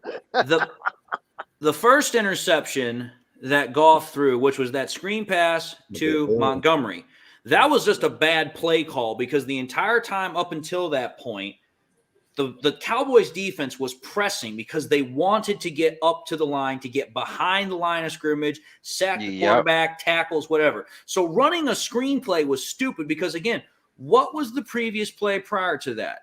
It was a 20-yard out route that Goff had completed. So what were you doing? Because they were playing up and playing press defense, you were trying to stretch them out by taking them off. So then why would you all of a sudden go to a screen pass knowing that's what they're looking for, knowing that's exactly what they're trying to take away from you? That to me made no sense. When it happened. And again, as Jay said, it was either Jackson or Glasgow that literally let the freaking lineman through. So Goff literally had to make a split-second decision. Either he was going to take a sack or he had – Glasgow. I just couldn't remember which guard it was. So Goff had to make a decision to either take a sack or let his guy get a chance to have a chance to make a play. So Goff was giving his guy a chance, which I can't fault him for that. Now, I will say this. The throw that Goff did to freaking Sam Laporta on that out route, totally unforgivable. Because, again, you take a look at any quarterback that has ever played football, and they are told by every quarterback coach, every offensive coordinator, the same thing. When you're throwing a small, short out route, you have to throw that ball high and away so that way there's no way that defensive back can get to it. And Goff did the exact opposite. He threw it low and behind, which means that you are giving that cornerback the best possible chance to make that interception. That one's totally on Goff. And that one I will fully let Goff have both barrels for. But it's like, listen, that turnover only resulted in 3 points. The same 3 points that we could have had if, that's right, we would have kicked the field goal earlier on in the game. Yep. So, again, getting the priorities straight. And then let me just end this off here. Correct me if I'm wrong, but who completed 5 straight passes against the freaking Cowboys defense to drive our asses all the way down the field to score a touchdown to get us within 1 point of the game? Who was that? Damn right. Teddy Bridgewater. Yep. Hendon Hooker. Exactly. So if you're gonna blame Malik Goff Willis? for everything else, how about we Give give him Goff the credit, praise but for the credit is fact due. that he, with 1:40 left, no timeouts, 2 drove minutes the Lions the whole length of the field and score a touchdown Wait, was that against Jalen a. Reeves, man. maybe? Oh yeah, Jalen Reeves-Maben. Yeah, was it like 34 yards he threw? Well, that's because of the catch and run by Dorsey, but it was probably closer to like 15 or 20. But either way, my whole point is this, and this is a great point that Gordon DePress put out there. You win as a team, you lose as a team. Mhm. Because here's the thing. You can't look at that game that we had against Dallas and say, oh, this is the reason we lost the game. You can look at the coaching. You can look at game management. You can look at the refs. You can look at some players. But there's no way you can point at any one individual and say, oh, yeah, he was the reason we lost. That's just stupid. Anyway. Except for that asshole official. Well, Brad Allen, I don't consider a friend of the Lions anyway. No, he's not. He got paid Asshole. by Jerry Jones at halftime. Probably. That's what I said. That's exactly what I said. All right, Friend of so Jeffrey Epstein. I know this conversation topic has come up a couple of times throughout the course of the night because some people have brought it up, but I'll start with you, Chemical. So here it is. The Lions lost against the Cowboys, along with the Eagles lost against the Cardinals, makes it very difficult for the Lions to obtain the number 2 seed, but not impossible. Do you think the Lions can still get the number 2 seed? Now, just for everybody to understand this, in order for the Lions to get the number 2 seed, 3 things have to happen. The Lions have to beat Minnesota. Mind you, we are at home this week against Minnesota, so there's number 1. Number 2, the Eagles have to lose against the Giants, who are going to be at the Giants' home stadium. That's number 2. Number 3, the Cowboys have to lose against the Commanders. That is the way the Lions can still obtain the number 2 seed. So there's your path to number 2. That's what you have to have happen. Do you think the Lions can still get number 2, or are they stuck at number 3? Nothing's impossible. Anybody can win at any given time, any given Sunday, any Saturday, and whichever day it's on. So it's not impossible. It makes it just a little bit harder to get there because of the probability of the Eagles losing against the Giants is not very probable. But even though we seen them lose today at home against the Cardinals, and as far as the what's the name go, does the Commanders have a run game? Because if they got a run game, then I believe that Dallas will be in trouble. I'd have to check the stats. Let me look that up here for a moment. I have it. I have the stats always pulled up for quick reference because you guys know I'm a stat nut. Right. But let me see here. Stats and standings. They're not going to have the ones that are updated since most teams just played again today. Mm-hmm. But let me take a look, see where the Commanders are in terms of their rushing component. Not good. The Commanders, according to this, are ranked. Where are they? They have the 22nd ranked rushing defense, actually the 21st. They're tied with the Saints. They have rushed the ball for 1,480 yards before today. So they have a subpar rushing defense, or rushing offense, pardon me. But then that's also a division game for them. You know, normally division games go differently from playing people that are out of your division in most cases. That is true. The Commanders' offense is primarily more of a passing offense. Their passing offense is ranked 17th, which is about mid-level. Right. So is it possible because the Commanders are going to be at home? Yeah, it's possible. Mm-hmm. But as far as I'm concerned, I'll save my comment for afterwards. But DC, what do you think? Do you think the Lions still have a shot at number 2? Hail to the Redskins! Hail victory! You will never accept them being called the Commanders. Oh, no. Why didn't they just call them the Washington Monuments, for God's sakes? They're the goddamn Redskins. They always have been, always will be, and that's the goddamn way to it. But anyways, no, I mean, all we can do is beat the shit out of Minnesota and hope for the best. I mean, there's a chance, but, we can't control the other outcomes. Right. Fair enough. Just Fair enough. Root for the Redskins and root for the Giants. Well, as the saying goes, and you know what the funny part about it is? This is what I find funny about this, because I just thought about this. Think about it. We beat the entire AFC West, and we beat the entire NFC South. But now we're rooting on the NFC East to help us get the number 2 seed. The NFC East, which is known as the NFC least. That's weird, is that we're going to have to sit there and watch and be like, okay, here. I hope the Giants can beat the freaking Eagles because, I mean, the Cardinals just beat them, so maybe the Giants can pull off a miracle. Anything's possible. And then you take for Daniel Jones and Sam Howell. Oh, fuck, we're screwed. Well, Sam Howell might not be playing next week. He did play this week because Jacoby Brissett had the hamstring thing, but it was questionable. So mathematically, the Lions do have a chance. And if Jacoby Brissett is playing, I might like my odds a little bit better. But that's just my thought process. So, Chris, what do you think? Do you think the Lions have a shot to get number 2? Yep, I think they do. Like everybody said, on any given Sunday, things can happen. Braylon Dennis has a comment here for DC. He says, careful, DC. Don't get canceled by the Native American community.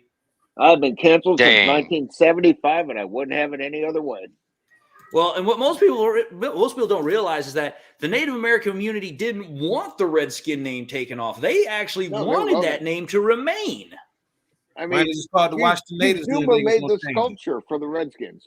I mean, he was a Cherokee chief who made the sculpture for it, or was he Potomac? Exactly. Either Potomac or Cherokee. Exactly. Yeah, I mean, they wanted it because it was something to represent their heritage. They didn't look at it as a slight. It was the freaking woke community that was like, oh, we need to get rid of anything that might be considered offensive. Yeah. Yep. The only thing that was considered offensive to is the woke community. Well, either way, I'm not getting political here. I'm just stating the facts for what they are. Yeah. Anyway, who is next? Jay, you were next. What do you think? Do you think the Lions have a chance to get number 2? I see 2 out of 3 of the things happening. I see us obliterating Minnesota. That's done.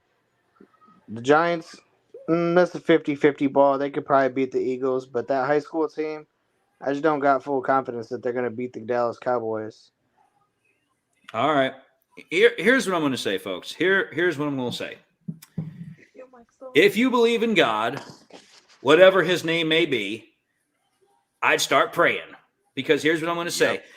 It'd be one thing if you only had to rely on one other team to try and get yourself a shot at number 2. But in this case, the Lions have to rely on 2. They have to rely on both Dallas and Philly losing. Well, I could see Philly losing. I don't think Dallas does, even if they're on the road against the Commanders. So for me, it's just like I would pray really, really freaking hard to whoever or whatever you believe. And if you don't believe in something, start doing the rain dance, whatever it is, to make sure that the Lions get a chance to win. Because it's like, listen, if it was Jack Daniels, please let. I'm just simply saying it this way, folks. Do a rain dance, Jesus, Dave. Allow the Commanders to score a lot of points. Make it rain points in Washington Stadium. Anyway, getting back to my drum here. Getting back to my point. My point is this. I don't think, again, like Jay said, I could see the Giants beating the Eagles because they just lost against the Cardinals. And I can see the Lions completely just destroying the Vikings. I can see that happening. But I just don't know if I trust the Commanders, or as DC would call them, the Redskins, to go out there and beat the Cowboys. I just don't see it happening. As much as I would love to, it's just like, listen, the Commanders are one of the worst teams in football this year, along with the likes of the Cardinals and a couple of others. And it's just like, listen, could it happen? Yes, it could. But I also know something else could happen too. I know a freaking ostrich could finally decide to figure out how to fly rather than only running on the ground. But not realistic. So here's what I'm going to say. I think what is likely is the Lions win against the Vikings, 12-5, but they're going to stay in the number 3 seed. And what I think is likely is the Lions are going to play the Rams, which here's where this conversation point comes in, because that was why I was leading it into that point. So here we go. I'm gonna just say this. DC, here you go. Many Lions fans have expressed that the loss seems scripted, so to ensure a Rams-Lions playoff game, as I have predicted for some weeks, and you guys all know I've been predicting it, Yep. do you think the NFL intentionally set the game up to ensure such a scenario played out? I'm sure they tried their goddamnedest, or that's their goal. I'm sure they would love it. Well, I'll wait, but Chemical, what do you think? Do you think the NFL personally scripted that game so that way a Rams-Lions playoff scenario was to happen? I don't know if it would be the Rams, but I think it's more to set the Cowboys up in plush territory, not necessarily for us to play against the Rams. Because right now they're sitting at the 2 seed temporarily. All right, fair enough. What do you think, Chris? Do you think that the NFL was scripting for the Lions and the Rams to have a game in the playoffs? Hell yeah, that's a WWE classic. Stafford coming back home so he can have his little emotional moments, and I hope I know the Rams gonna lose because he gonna be emotional, like, oh my gosh, I forgot, I didn't get y'all into the playoffs last year, so I feel bad. Yeah, that's the script. All right, Golf's gonna throw Stafford off a steel cage like Undertaker did Mankind. All right, fair enough. Fair enough. What do you think, Jay? What are your thoughts? Oh yeah, I mean, the Rams looked all but out of the playoff race this whole entire time, and then it's like, oh, now they're slowly starting to eke up there, move up there, and it just like they were scripting for it. They want to see it happen. It's gonna sell a lot of tickets. It's gonna be a really good game, and fans like going to be loud and crazy. Like Chris said, Stafford's going to probably feel bad. Oh, I was here for 12 years. I couldn't get it done. So he's going to probably try and be like, oh, I gave it to y'all. Yeah, because he wasn't as good as Golf. Sorry. Fair enough. Here's what I'm going to say. You guys all know that about 2-3 weeks ago, I literally was one of the first people that put out a video talking about how the perfect game for the playoffs would be a Rams-Lions wild card matchup. And what did I say? I literally said, I'm like, you literally cannot write a better script because it's perfect. You have arguably the last quarterback blockbuster trade pretty much coming to its ultimate conclusion. You have Stafford, who was with the Lions for 12 years, coming back to his roots. You have Goff going up against his old coach where there was so much bullshit that happened. And it's for the first home playoff game in Detroit since 1993. You don't have to write a better script. You don't have to do anything. At that point, it sells itself. At that point, you've literally set everything up. And at that point, all the NFL has to do is just do a couple little marketing gimmicks, and that game becomes the best, most popular game of the entire week. And you want to know what? Dude, you want to know what would be most epic? Is if the Lions got flexed to the primetime slot for that wild card week. Think about that one. Oh, I can see that happening. At that point, you know the NFL set that shit up. Mm-hmm. And at that point, we'd have more primetime games than we would 1 o'clock games during the year, wouldn't we? Or don't we already? Yeah. Well, let's see here. We've played 6 primetime games on the year, if you also include Thanksgiving, which I do. And then... Is that including today? Yesterday, yeah, because yesterday was 8:15 on Saturday. Sorry. So we've played 6 primetime games this year. If the Lions playoff game with the Rams got flexed to primetime, which I would almost be willing to bet my bottom dollar it would, then at that point, the Lions will have played 7 primetime games in one year. Season. That's crazy. Exactly. And that's not even counting 4 o'clock games. We had, 2 of those? I think 2, maybe 1. The whole point is that if you think about it, there is definitely some merit to the ideology that the Lions and the Rams have been literally on a collision course because it's just going in that direction. Because think about it. The Rams go into the Giants' home stadium, and what do? They win by 1 damn point, just like we lost by 1 damn point. Mm-hmm. It's like, dude, it's like I can literally see it because think about it here. Even if the Rams, I'd have to check the playoff simulator for this, but I'm thinking even if the Rams lose against the 49ers, they still would be in that number 6 spot because of the fact that the Seahawks lost today and they're 8-8. So at that point, then it doesn't matter what the freaking Rams do.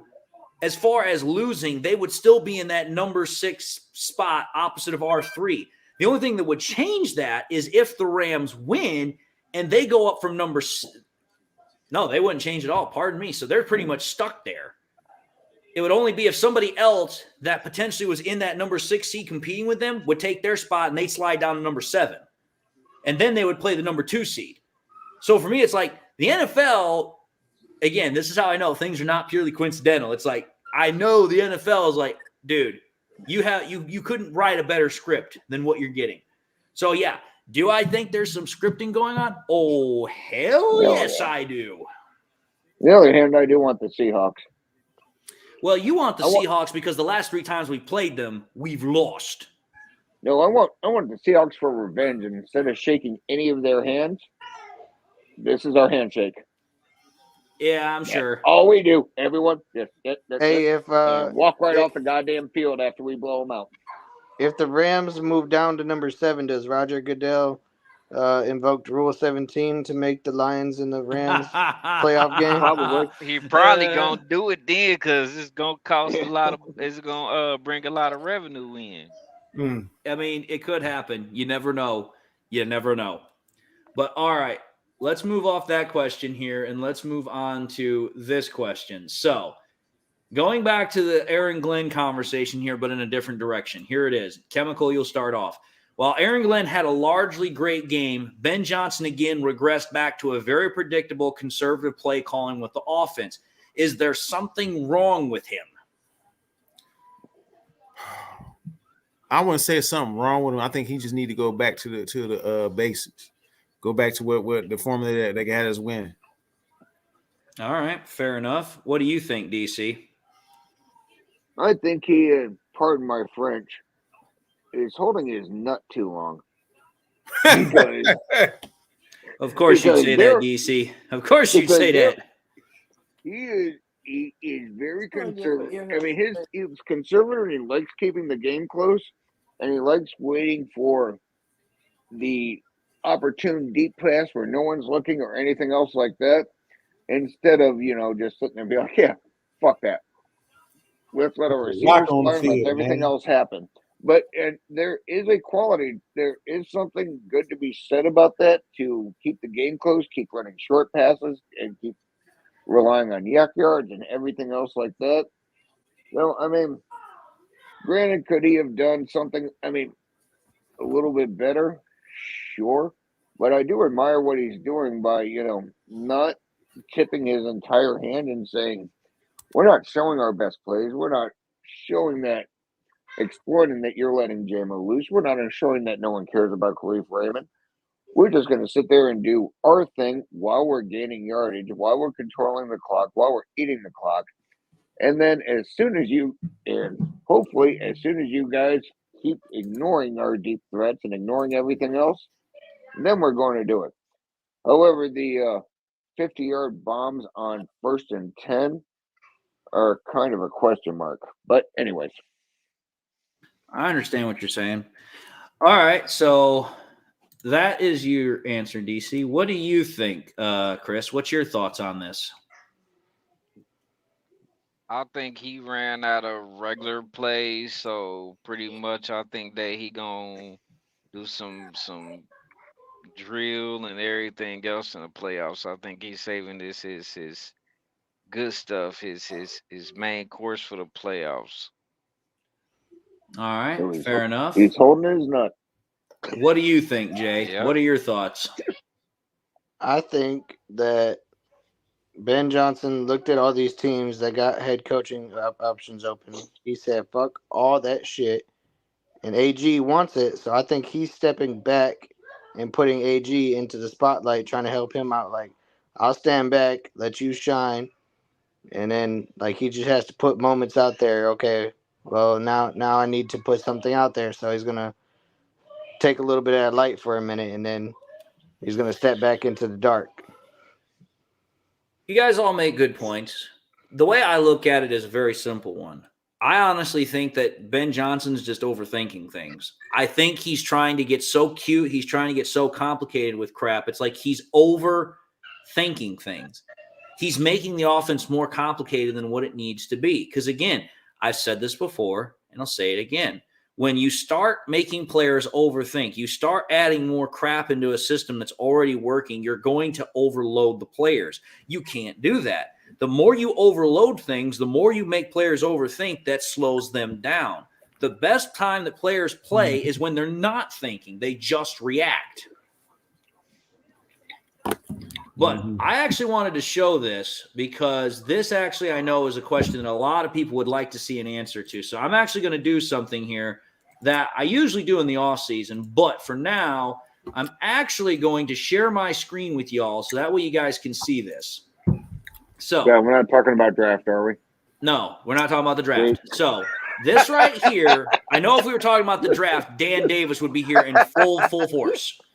So here's what you guys see. This is from ESPN. This is their NFL playoff machine. Now, as you currently can see, all of these ones that are lit up like this show teams that have already won, so they've already been taken into account.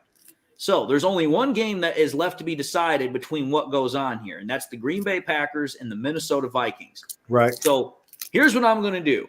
I'm going to play the hypothetical situation here for both sides of it so that way we can see what happens because we only give a shit about the freaking NFC. We don't give a shit about the AFC. Don't give a shit about that. That's too far down the road. So let's take a look at this. Let's just say, hypothetically, that the Packers win. Watch what happens. The Packers then move into the 7th seed at 8-8. And then what would happen is the Bears would be eliminated. Because the only way the Bears would stay in the playoff race is if, for whatever reason, these two teams tie. So that ends that week 17. So now we get to week 18. Now, like I said, we only care about NFC teams here. So let's take a look at NFC games. Panthers, Buccaneers. Who do you think wins out of that? Bucks. Okay. Bucks. Yeah. So the Bucks remain at the number 4 seed at 9-8. All right. Next NFC matchup. We've got the Falcons and the Saints. Who do you think wins that? The Saints. All right. Let's say the Saints win. Yeah. Now the Saints overtake the Packers at 9-8. But then you've got the Packers and the Bears. So who wins that game between the Packers and the Bears? Do you think the Packers win to stay with their playoff hopes alive, or do you think the Bears play spoilers? The Bears. Packers. The Bears. The Bears. The Bears. I would say the Bears too because they're just playing better football right now, and their defense is better. Fair enough.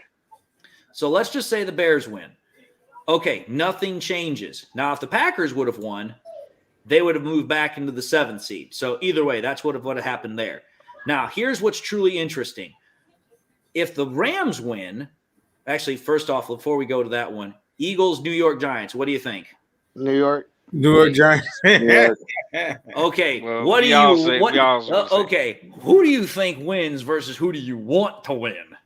Eagles.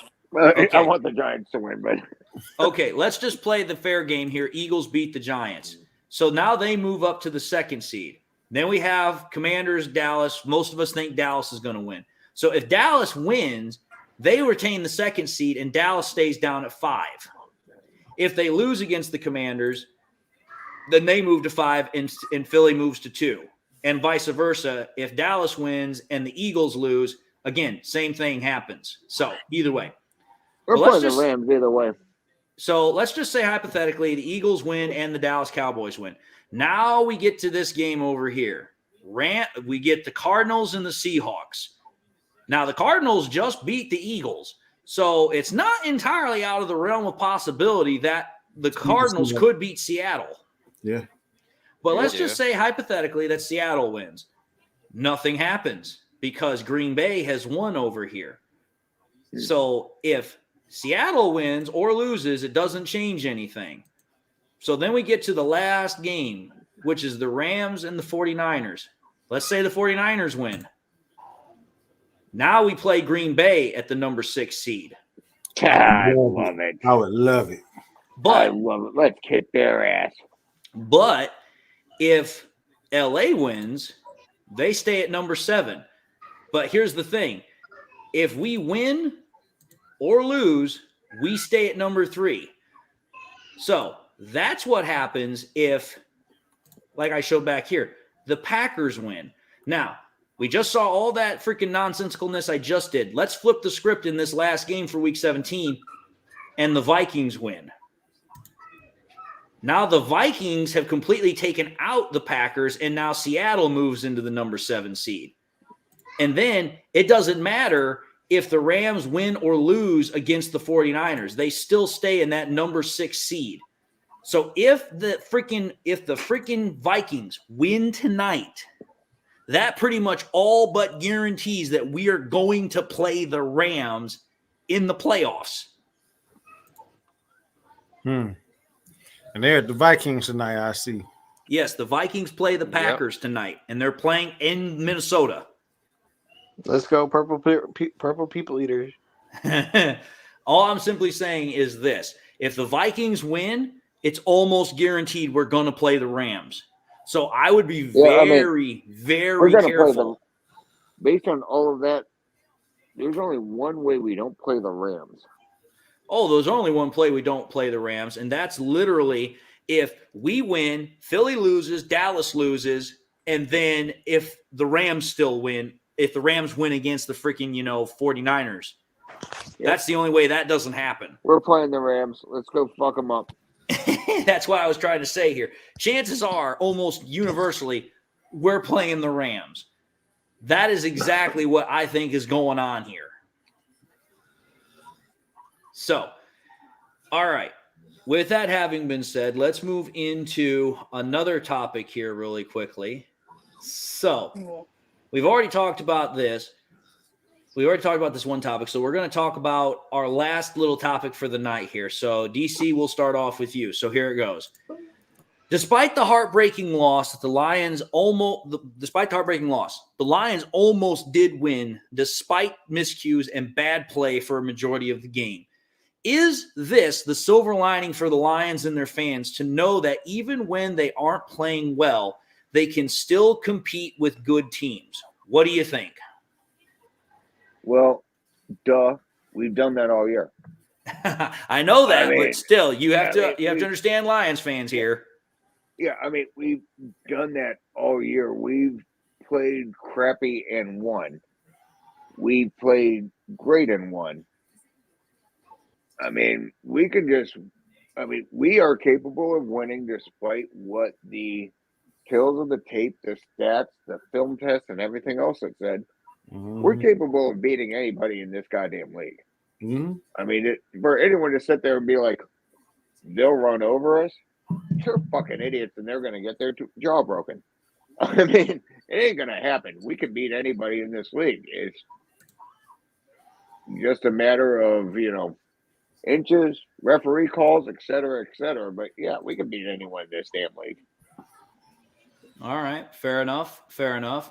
What do you think, Chemical? What are your thoughts? Do you think that because the fact that we played poorly and still almost won, that's a silver lining for us? That's kind of sort of a silver lining, meaning that no matter how ugly or how pretty we can compete or beat anybody. All right. Fair enough. What do you think, Chris? Same thing. I think that we can beat anybody and everybody, whether we play good or bad. If we play worse, then teams get us. But if we play good or bad, yeah, we can get with the best of them. Mm-hmm. All right. Finally, what do you think, Jay? Do you think that because we were able to hang with the Cowboys, even though we were playing pretty poorly, that's a silver lining for us?